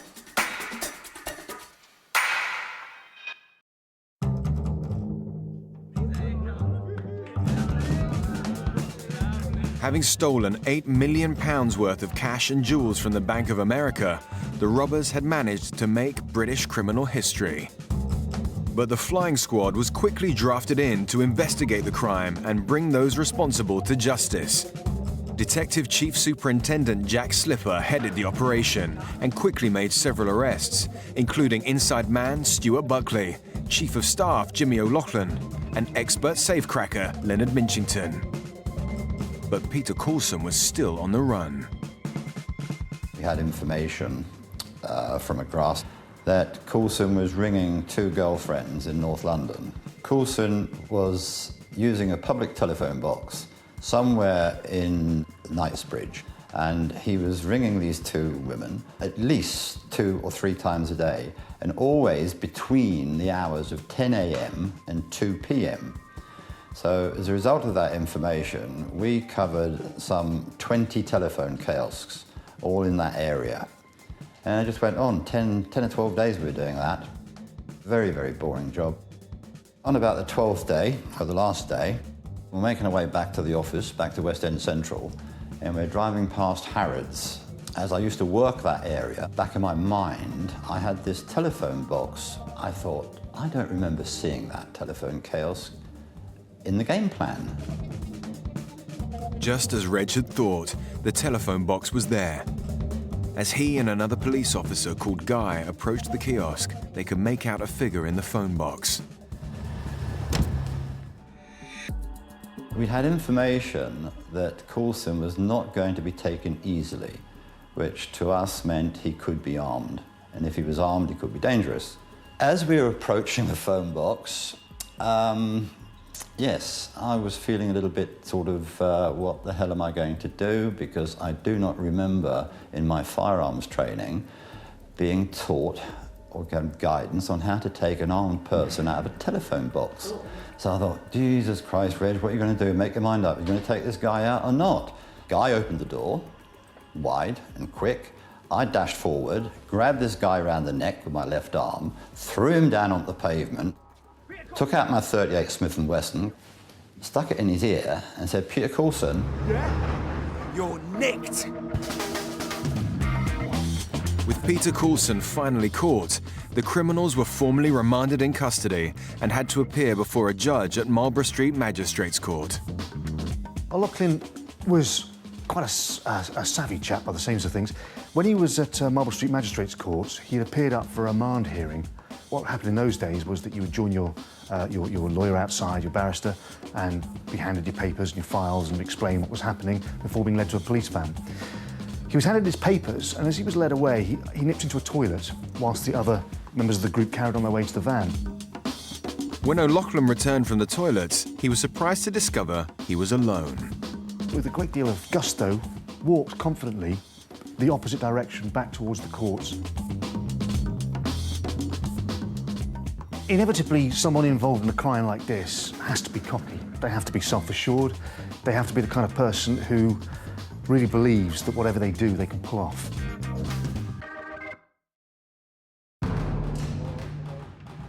News of Jimmy O'Loughlin's escape would soon reach the British press, where rumours of police bribery were circulating. Once again, the city, the country's press were obsessed with this story, and the flying squad had the humiliation of realising that one of the key suspects had just walked out arrogantly just broken bail and disappeared. The pressure on Slipper must have been tremendous. How many times have we got to catch a villain? That little scrote O'Loughlin has escaped from court under our bloody noses. A furious Detective Chief Superintendent Jack Slipper decided that he would take matters into his own hands to find Jimmy O'Loughlin and bring him back. What he did was naturally went to the first port of call, and he went to O'Loughlin's girlfriend, who lived in South London. Janet Allen was described as a shrewd and intelligent lady. She was fiercely loyal towards her boyfriend, Jimmy O'Loughlin. Jack Slipper and Detective Chief Inspector Mick O'Leary needed to find out what she knew. He went to the flat, interviewed her, and had that nagging feeling, perhaps that second sense that good detectives had, that she wasn't telling the truth. I still don't know where he is. Now look, Janet. Jack Slipper stressed to her the importance of O'Loughlin handing himself in or facing a life on the run, neither of which was an appealing option for her. It was during their lengthy dialogue that Janet Allen let things slip. You've got to persuade him to give himself up before something really serious happens. I'll probably be able to speak to him before the weekend. Jack Slipper became more and more convinced that Jimmy O'Loughlin was not far away. They left and returned again, this time with a search warrant. He instructed his officers to ransack the property. They went through it, room by room, turning the place upside down, but couldn't find O'Loughlin there. Jack Slipper waited patiently for his men to do a thorough search of the house. I hope we don't cause too much damage. In the end, they went onto the stairwell and they found piles and piles of rubbish jammed in there. And because apparently O'Loughlin had bad-smelling feet, one of the officers just couldn't help but notice a smell. And they removed all the rubbish, and they're carrying underneath the stairwell was O'Loughlin. Gotcha! With all the prisoners now safely in police custody, a trial date was set. On the 16th of November 1976, 8 men were sentenced for their various parts in the Bank of America heist. But the main gang members received the longest sentences. Jimmy O'Loughlin got 17 years. Leonard Minchington was sentenced to 23 years. And Peter Coulson received 21 years. Supergrass Stuart Buckley was tried separately and received 7 years. Guilty. Despite having caught some of the key members of the criminal gang, the police only recovered Stuart Buckley, Jimmy O'Loughlin, and Billy Gear's share of the stolen treasure, totaling a mere £500,000. A staggering £7.5 million still remains missing. It could be said the criminals did get away with one of Britain's biggest heists.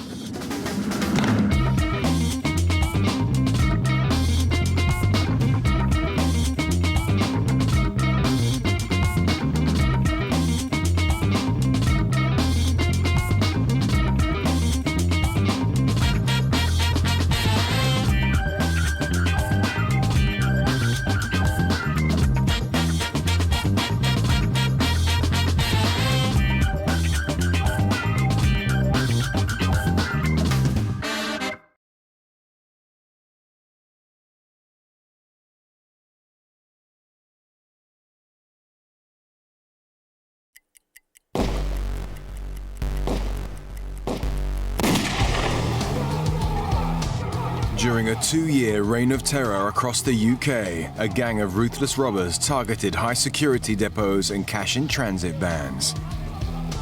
The guy was on the floor. He was lay on the floor with his hands like this, and he's got a shotgun at his head. Their method was elaborate and unique, creating devastation in their wake. There was a huge skip-type vehicle with a ram which had been welded on the front of it, which had been deliberately driven into the wall of the depot. But each time they struck, they left vital clues, allowing the police to be right on their trail. They'd actually put a bullet through the window of a Securicorps van. Big mistake. All culminating in one of the biggest showdowns in criminal history. They came across a firearms vehicle and the robbers stole that vehicle. Making this one of Britain's biggest heists.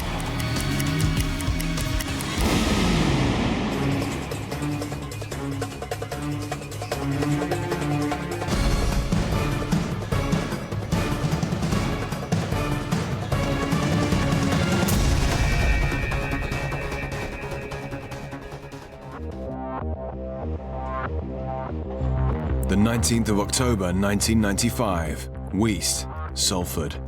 Detective Constable Mike Hawkins from the Greater Manchester Police Robbery Unit is called to an urgent job. Upon arrival, I was greeted with carnage, really, for want of a better way of putting it. There was a huge skip-type vehicle which had been deliberately driven into the wall of the depot. So, as you can imagine, the wall of the depot was pretty much non-existent anymore. A ruthless gang had their sights on the large sums of money stored at the top security depot and stopped at nothing to get it. The wall that was driven into had a direct access into the vault. The vault could sometimes hold millions of pounds. So it really was a case of fill your boots as fast as you can at the scene for those involved and flee before the police arrived.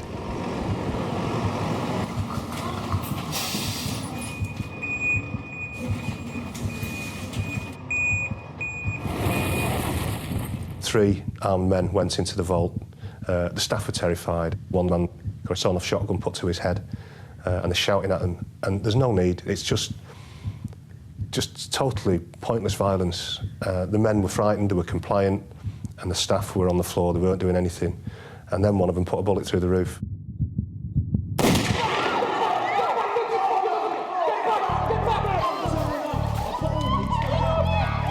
In less than 2 minutes, the armed gang had ransacked the place and fled with a major amount of cash. There was a huge amount of money which was stolen from the raid, £770,000 in total, which was a lot of cash for those who committed this type of crime to be able to steal. It's a heavy hit for the cash in transit industry to take. Earlier that year, there'd been a £6.5 million robbery at a depot in Salford. Securicorp suffered that loss. And these types of robberies were of the order that the industry couldn't sustain them. If we didn't take this team out, we would probably have seen the collapse of the cash in transit industry. This was no ordinary robbery, it had been pre-planned. There's obviously quite a lot of thought gone into the process by those who were involved, and it was very much different than your normal type robbery. The police needed to act fast. With a vehicle left at the scene and a firearm discharged inside, forensic officers set off to work. We had the bullet that had been put through the roof, quite a significant piece of evidence, and we had that analysed at the firearms laboratory. That then gives us a key, and that can link us to other scenes, to other robberies. As it happened, this would appear to be the first time that this weapon had been used, and there were no other discharges on record. No leads had come from the bullet, but the investigation team kept the information on file. Yet other items left behind proved to be vital clues. We were able to recover what's known as a tachograph, which gives some indication around the journey that the vehicle has taken. A tachograph is a device found in large vehicles that measures the speed, distance, and duration of a journey. Fortunately, it hadn't been in the vehicle for too long, so it hadn't been overscored repeatedly. And we were able to determine from that tachograph that the vehicle had come from close to that location, an industrial park in Radcliffe. This was a major breakthrough. The police had a specific location where the vehicle had possibly been stored, Beeley Industrial Estate. And this wasn't the first time it had been on their radar. We'd had an attack at Pilsworth in Bury. The attack was outside the cinema. A white Transit blocked the front of the cash in transit van, and then it'd been rammed from the rear by a modified Land Rover. The Land Rover itself had been stolen from Rossendale. They'd made a right mess of the Securicorp van, but they weren't successful and didn't get away with any cash. What they'd welded on the front of that was like a ram with a plate on the front of that, and I've got to say he had a bit of a sense of humour, because what he'd done on the front of the Land Rover when it'd been pinched on the grille, there was a horseshoe, and what he did was he welded the horseshoe on the front of the ram. Another significant attack that became relevant for us was at Tesco's in Mather Avenue in Liverpool. What happened there is a flatback wagon had been used, and that had been stolen from Rochdale. Again, that's not far from Pilsworth. The gang had welded a sort of a crossed spike onto the back of this vehicle, and what this vehicle had done then, it had then reversed into a waiting Securicore van.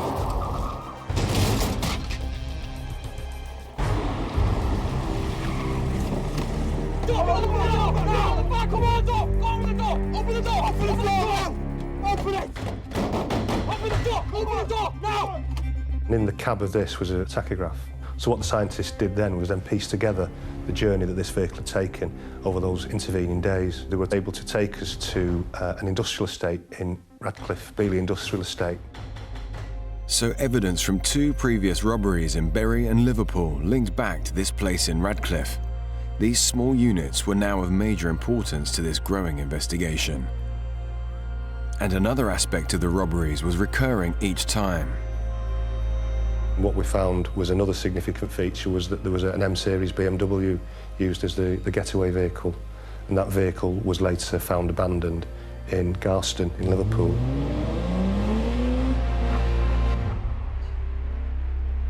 With these common features, a worrying pattern was now emerging.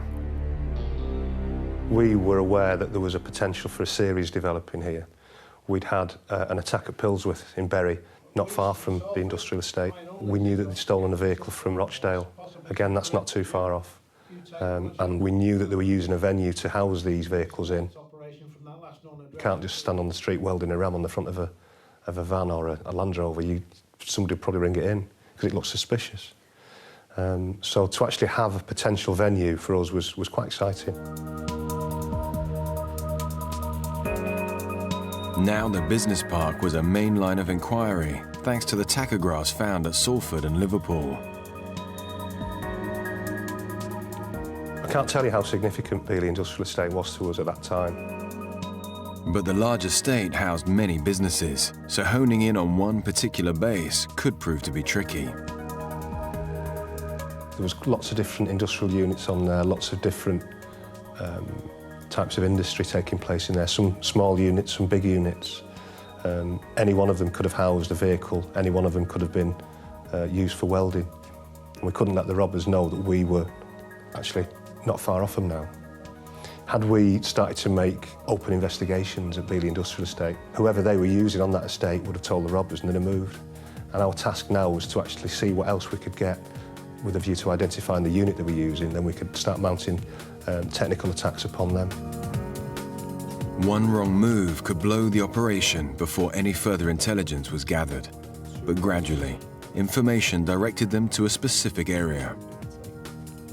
The units 9, 9A and 9B was a key point for us, a real key point in the investigation. It was quite possible they'd use the same location time after time, and we're able to narrow down significantly where the vehicle originated from. We had a specific location now, and when we started to look at this, it became more and more clear to us that this was the place they were using, this is the place where the welding was taking place, and this is the place they were storing the stolen vehicles. Undercover officers were deployed to stake out the units and discover who exactly was behind the vehicles. It can be quite complicated to set up an observation post without anyone else being aware, not just those who are involved in the crime, but other people, because that attracts attention. So we've got to make sure that we're able to get in and out on a regular basis, if need be, without people seeing us. So over the coming days, the investigation continued. We started to build our evidential case. We started to see factors that became significant. We start to see people appearing, and the most regular attender at Beeley Industrial Estate was a guy called David Fletcher. David Fletcher, 34 years old, from Manchester, a welder with no previous convictions and not known to the police. David Fletcher was the welder who operated and rented the premises. With no further intelligence on Fletcher, Officers continued their surveillance, and gradually, more faces became familiar at the industrial estate. We start then to spread out to other members of the gang. We had Lawrence Brown, or Loz Brown, who turned up on a number of occasions. Lawrence Brown, 36 years old, from Salford, a known robber who had a track record with Greater Manchester Police. He lived in a house in Earlham and the Heights. He got previous convictions for wagon theft. It was actually on bail at the time that we started to look at him for trying to steal a wagon in Stockport. He tried to assault the officers. See from the picture, I think he came off worse. Crucially, a key element from the Salford heist now placed Brown in the frame.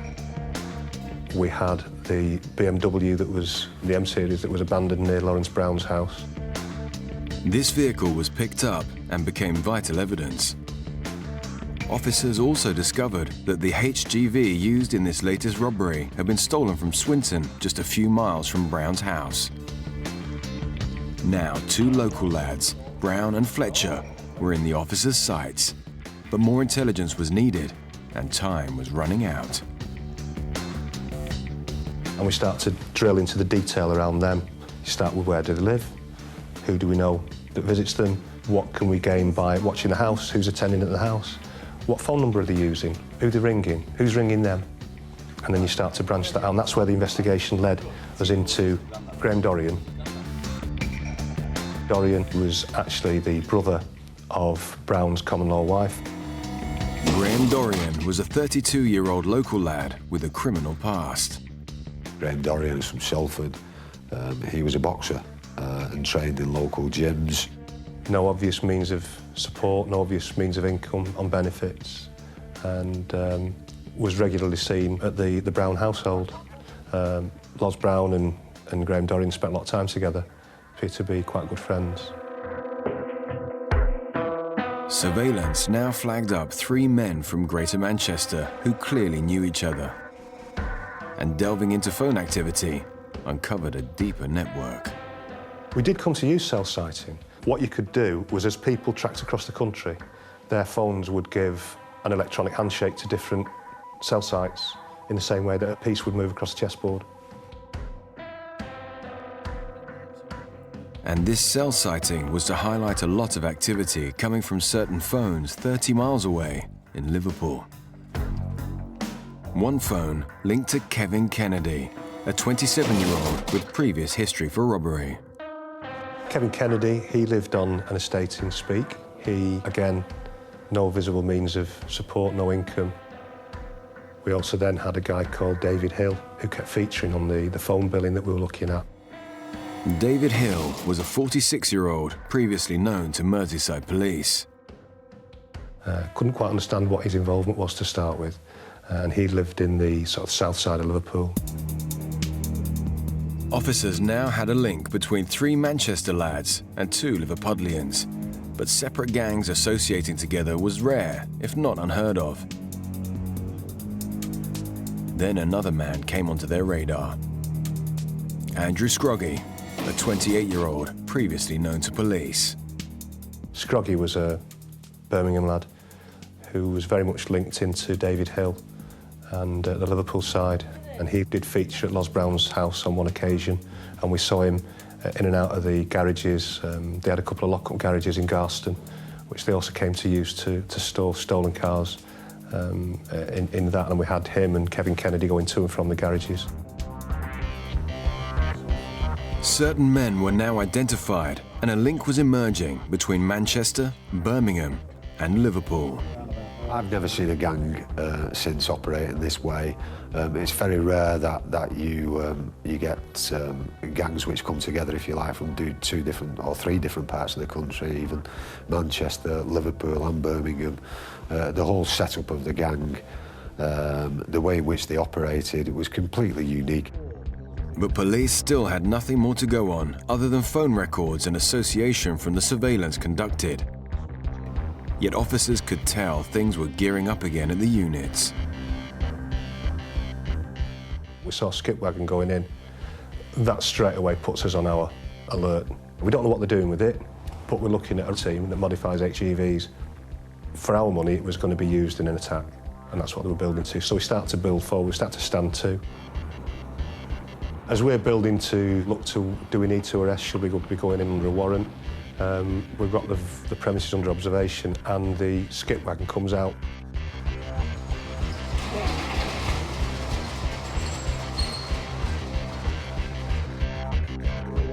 And it's like, oh my God, what are we going to do?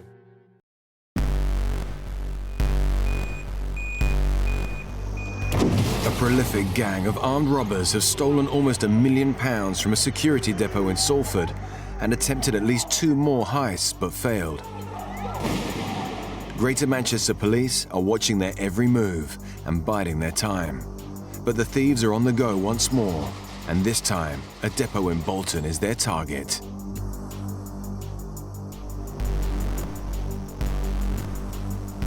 What we then did, we mounted a sort of loose surveillance and took it to the Bolton area, and all we could do was just stop them. They didn't know that we were onto them, and the last thing we wanted was to blow this at this point in the investigation. So what we did, we got a high-profile response in the Bolton area, and it was abandoned and the team made off, and they left it not far from the Securicorps depot, so we'd actually prevented a robbery.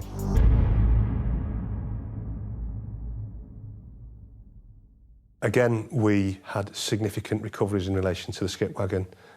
It was this one where I saw the welder's sense of humour come to the fore again. He'd welded an L, like a learner plate, on the back of the wagon. Straight away, as soon as I saw it, I thought, this is the same guy who's done Pillsworth. It's the same weld, it's got to be. Because it's very unusual to see that sort of humour display within an armed robbery team. Now, with 3 failed robberies, the police were certain it was the same gang in action each time, but couldn't connect the Liverpool team with Manchester other than by phone records, until a piece of intelligence led them to a prison in Warrington. Oz Brown had tried to steal a wagon and assaulted an officer. He got 3 months, and that put a spanner in the works, shall I say, for the investigation, because if he's in prison, we can't follow him. What we did get from that was probably one of the breaks that came to the investigation. We got information that there was going to be a visit to Oz Brown, and the visit came in the form of, it was Graham Dorrian from Manchester, Kevin Kennedy turned up from Liverpool. Absolute manna from heaven. It put the 2 teams together. We got physical association between Manchester and Liverpool for the first time, and it was a real air-punching moment. Yes, we got them together.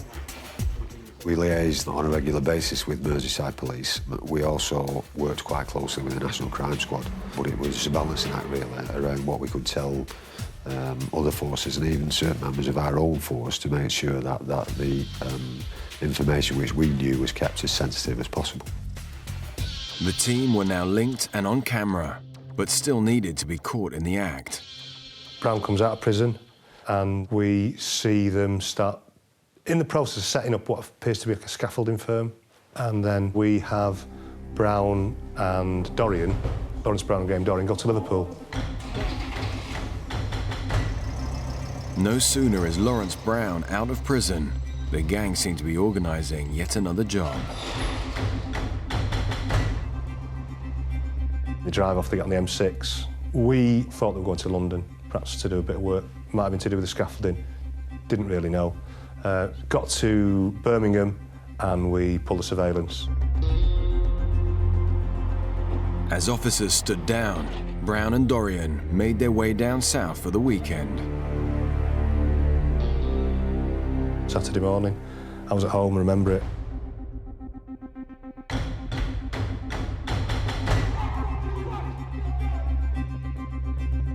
They went down to Dartford in Kent and robbed a Securicorps depot.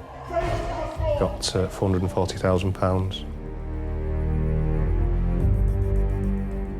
And I was absolutely livid.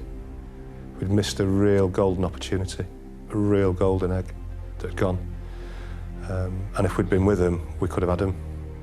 And it really hurt, that, really hurt. The gang had now racked up at least 5 armed raids up and down the country, starting on their patch, but now terrorising other parts of the UK. They'd walked away from 2 heists with a total of £1.1 million and showed no signs of stopping. With this latest theft, the police had been caught off guard, but all was not lost.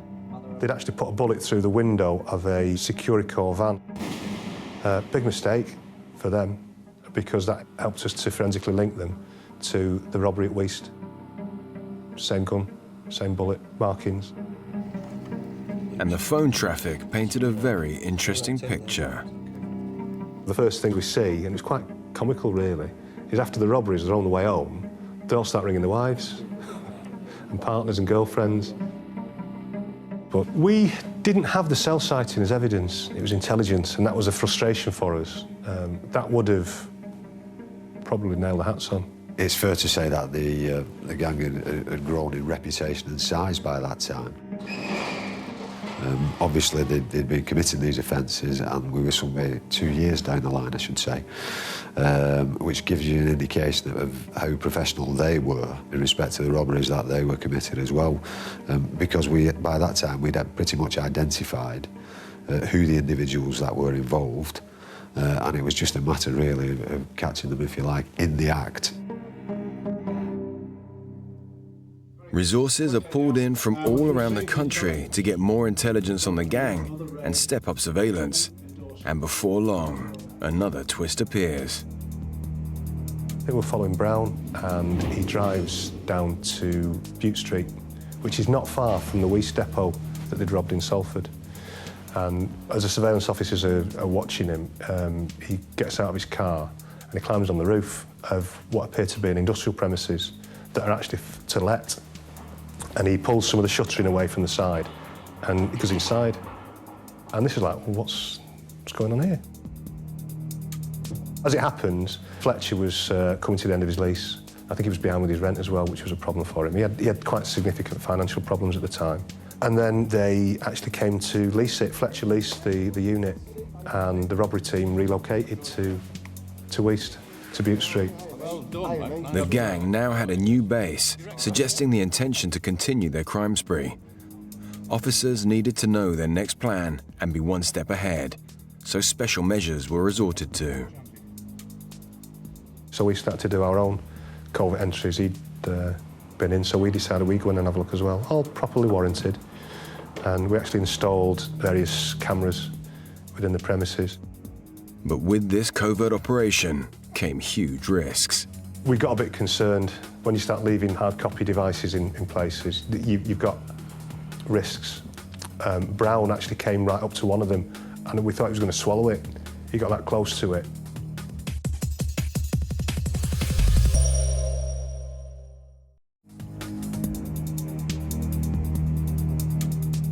One of Britain's largest police operations is tracking a violent gang intent on fleecing the country's security system of millions of pounds. Officers have already missed a vital opportunity to catch the raiders at a depot in Kent and cannot afford to be caught off guard again.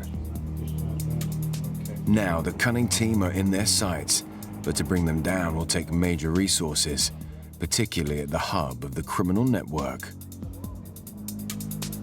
We'd done that by installing a number of covert cameras at the location, which also included inside the unit, and we were able to monitor the cameras from a distance of about 5–10 miles away in order to watch when they were coming and going and what was going on inside the unit without anybody taking any unnecessary risks, if you like, in the locality.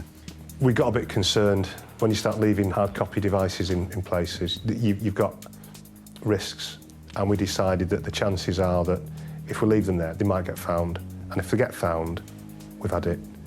And the point at which we decided to remove them, Brown actually came right up to one of them, and we thought he was going to swallow it. He got that close to it, and it was a case of, right, let's get the cameras out, that's enough. We're not risking this anymore.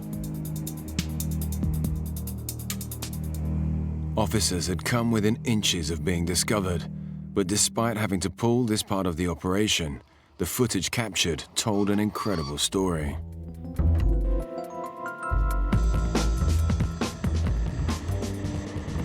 And we see stolen HGV going.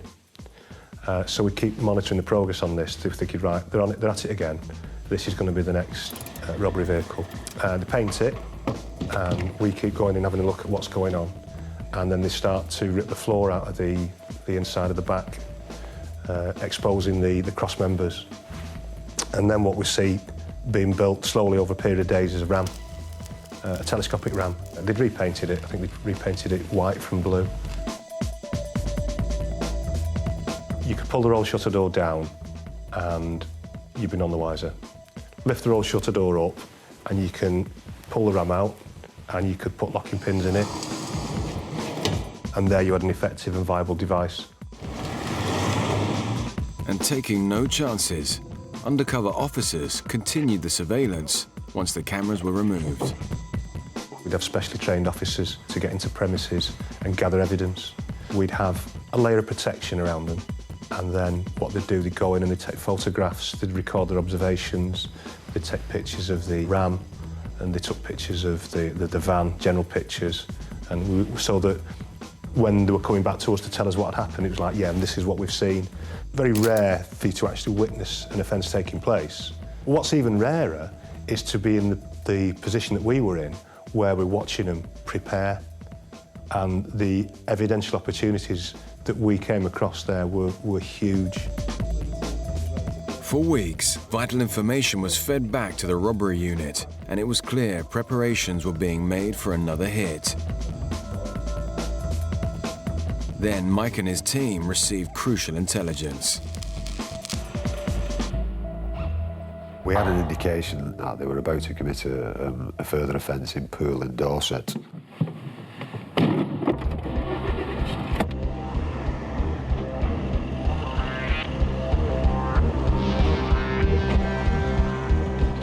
They set off in convoy. Scroggy leaves Bute Street in the HGV and they all start to travel south. And we're following Scroggy because he's in the vehicle with the ram. That's the one that we're going to stay with because that's the one that's going to be there when the robbery happens, and that's where we want to be. Travelling the length of the country meant nationwide cooperation from each police force and a massive operation. On top of this, officers faced a dilemma. The problem which we had were that there was a number of depots which could have been the intended target, and we hadn't got specific information as to which depot that would be. We were able to identify 3 in the locality. The gang could strike at any of the 3 vaults, and officers knew they were prone to violence, but time was running out and dozens of staff could be in grave danger. We've told the staff in all 3 vaults, just lock it down, get yourself somewhere secure, and stay tight, stay safe till we get there. As the depot staff quickly scrambled to safety, a shock was in store. So we were literally on the phone at the time when the wagon was driven into the wall.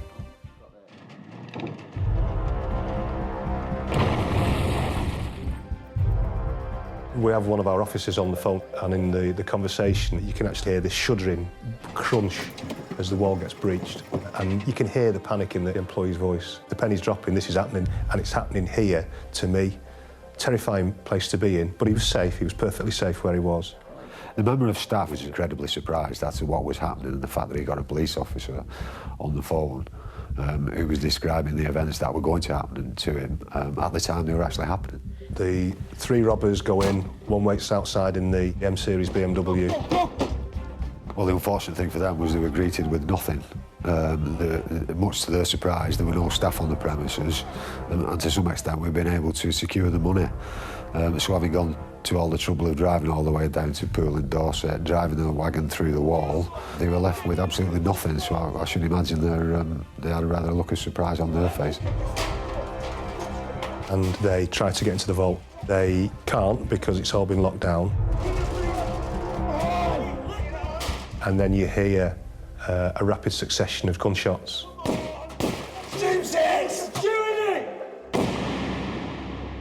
It's very rare, probably unheard of, to have a member of staff from a cash in transit vault on the phone to a police officer whilst it's being robbed.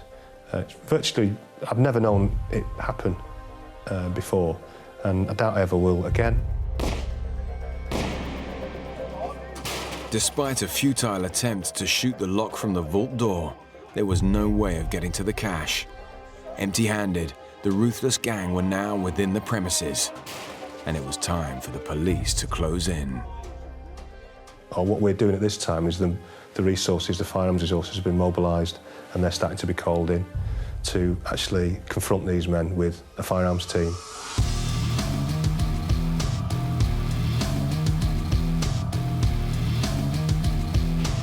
Despite an incredible amount of effort, the thieves were now helpless and could not reach the cash now safely locked in the vault. It seemed like this time, the police were one step ahead. We'd received information that the 4 robbers had been detained and that they'd not stolen anything from the depot. So if you can imagine, the champagne corks were popping at the headquarters. But the celebrations were short-lived. They'd been thwarted, really. They're frustrated in their attempts to steal any cash this time. Come out of the vault, jump into the M-Series BMW and make off. Unfortunately, the HGV had blocked the road, and our firearms team was on one side and the BMW was on the other. This was now the gang's 6th armed attack, and despite the police being so close, they'd somehow managed to get away. And 2 minutes later, we get a call to say nobody's been detained. I'm not going to believe this. They got it wrong. They've got away. Oh. With the gang armed, dangerous, and on the loose, officers were under immense pressure to find them, and fast. What then happens is, for whatever reason, they abandoned that BMW because they didn't have another vehicle. What they do then is they disappear off into the gardens of the nearby houses. What actually happened at that point was an unmarked car. The officers that were inside the car, all suitably firearms trained, were also dressed in civilian or plain clothes. The robbers approached that vehicle probably thinking they were members of the public. They placed their firearms up against the window of the car and instructed the firearms officers to open the car and get out. The firearms officers, obviously fearing for their lives at that stage, quite rightly so, then vacated their vehicle. And the robbers stole that vehicle. You're never going to believe what's happened.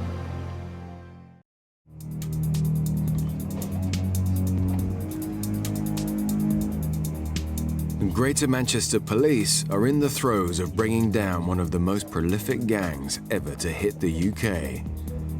Having received intelligence about their next hit, officers race to Poole in Dorset to arrest the thieves in action. But the result is far from what was anticipated. The gang leave the vault empty-handed, but manage to flee the scene. They come across a Dorset armed response vehicle that was on the outer perimeter. The officers in it have got no idea what's happening. And the first thing they see is a guy at my door. He had a gun at my head. I remember the officer who sat on the back seat, and she said she did consider drawing a weapon. The problem was they were in a built-up area. Now, if she'd have started shooting and they'd have started shooting, bullets could have gone anywhere, and you could have had members of the public shot and, God forbid, killed. So yeah, they made off the Dorset armed response vehicle. The irony of it is at that stage the robbers didn't even know that they had stolen a firearms police car. With the gang on the loose, each officer knew of the dangers ahead. What we're going to do? They've got away again. So it's start again. Start from scratch.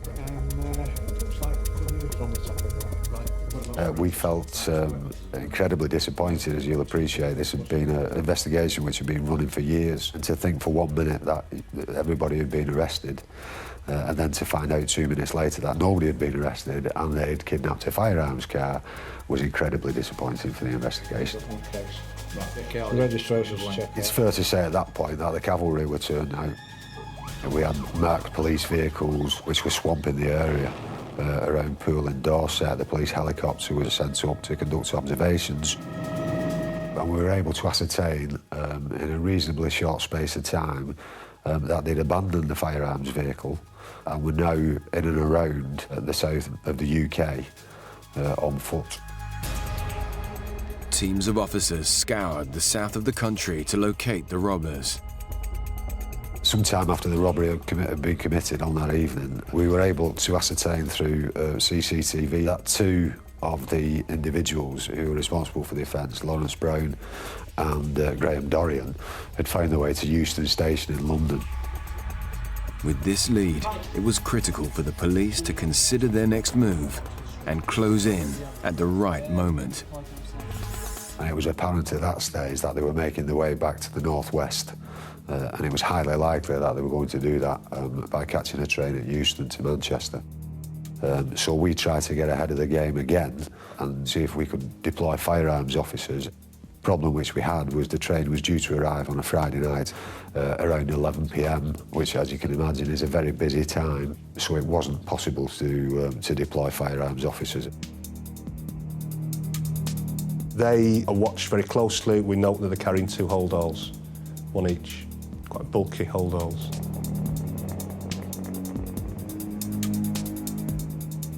The next thing, we have a sighting of them outside Corner House, which is the picture house in Manchester. It was an incredible pressure cooker situation within the control room. We've got 2 individuals who are armed, who are travelling up to Manchester. We've got them under surveillance by officers who are not armed. With the lack of firearms officers around to assist, Mike and his team had to make a split-second decision. We were left in a dilemma, really, as to what to do with the 2 individuals. So the investigation team, following a very brief discussion, decided that if need be, we would effect the arrest ourselves. And that carried a huge degree of risk at the time. But such was the desire, coupled with the frustration of the investigation team, that we made a decision that night that we were going to arrest them. Show's on. Yeah, we're going to do it ourselves. Over. This was an opportunity which didn't arise very often. If we couldn't catch them at the scene, the next best thing to do was to catch them away from the scene, still in possession of the firearms. Bear in mind, there'd be a huge amount of forensic evidence which would be available to us if we got them that night. And they went out to Corner House, got out of the cars, parked up, and then came around the corner, acting like a group of Saturday night drunks.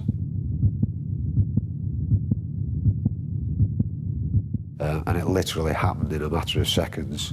We were close enough with the instruction that was given by the officer who was nearest to the 2 individuals, and very quickly we had 8 to 10 police officers who had jumped on these 2 individuals. They were forced to the floor, and we were able to disarm them pretty quickly. There was quite a violent struggle which happened. As I say, they were in possession of firearms, so we were able really to justify what we were doing. After 2 years following this prolific gang throughout the country, it culminated in a dramatic showdown back in Manchester. With Dorian and Brown now finally arrested, the team had their sights on the other perpetrators. Fletcher's house is searched.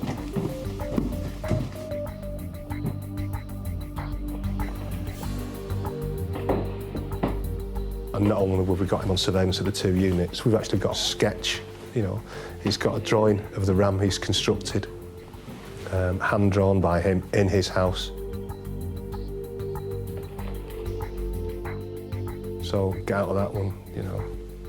We've got Dorian and Brown, and we've got Fletcher, all charged with a conspiracy. 3 weeks ago. Anybody with a black BMW? And it was some time before we were able to locate Kennedy and Scroggie.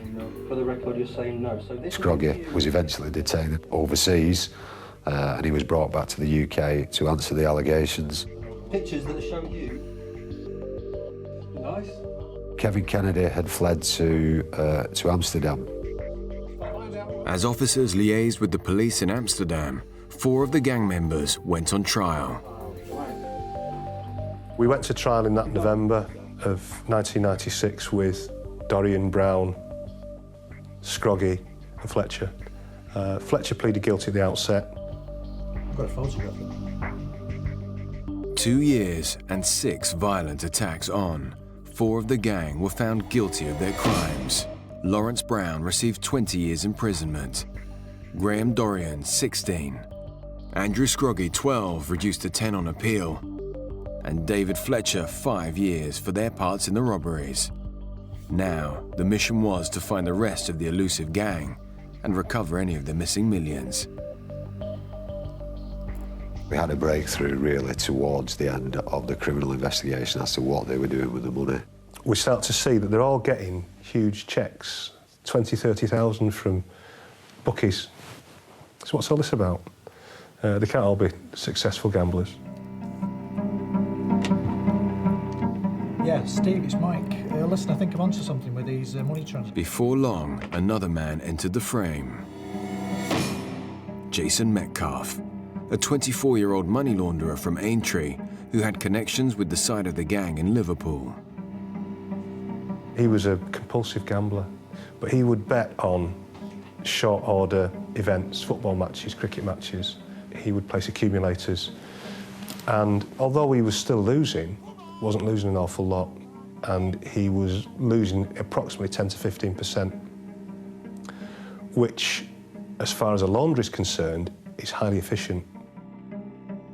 This method of money laundering was new to the police, and as such, the gang had so far managed to fly below the radar and minimize the risk of losing their spoils. Metcalfe's intricate knowledge of the betting system meant a lesser chance of losing it all to the bookies. We went through a painstaking analysis of betting slips, over 1,000 betting slips, to try and actually work out how much Jason had won or lost whilst he'd been conducting this process. He used to walk into the bookmakers with anything up to £30,000, £40,000 in any one day and bet away with that. I mean, the trick with money laundering is to hide it away from the authorities as best they can. So rather than Mr. Brown receiving a cheque for £50,000 on a regular basis from the bookmakers, which might alert suspicions, they found other people who were prepared to take cheques of £5,000, £10,000, sometimes as much as £50,000, and they'd keep it in a bank account with the intention of transferring it at a later stage. The gang's method of filtering the money had allowed them to go undetected for some time, but now unearthed led the police to further leads. We start to move into looking at the other members of the robbery team. We arrest David Hill, and he's brought in, interviewed, and he's charged, goes to trial, as was Metcalfe. It's also around this time that we identify where Kevin Kennedy's gone, and he was staying in a flat on Singel in Amsterdam. It was actually cheaper to hire a private jet to bring him in, and we brought him into a small airfield where he was met by a firearms convoy and taken straight to the police station, then to jail. Greater Manchester Police now had who they believed to be the ringleader in Hill and the money launderer with Metcalfe. As they went on trial, Kennedy was brought back to the UK and decided to talk. Kennedy entered a guilty plea. I think Kennedy got 16 years. Hill got 20 years, and Jason Metcalfe was convicted on 3 specimen charges of money laundering, got 5 years on each. So we were very pleased that all those years of efforts had resulted in a lengthy prison sentences. And having traced where the stolen cash was being fed to, the team got one of the rarest results in criminal history. All in all, we recovered about £990,000. And if you remember, there was £1.1 million in cash taken. We recovered almost all of it. Hugely successful recovery. And that went back to Securicorps and Armaguard. Money is the lifeblood of all crime, predominantly. And it's nice to think that when they serve the years, they'll essentially be coming out to nothing.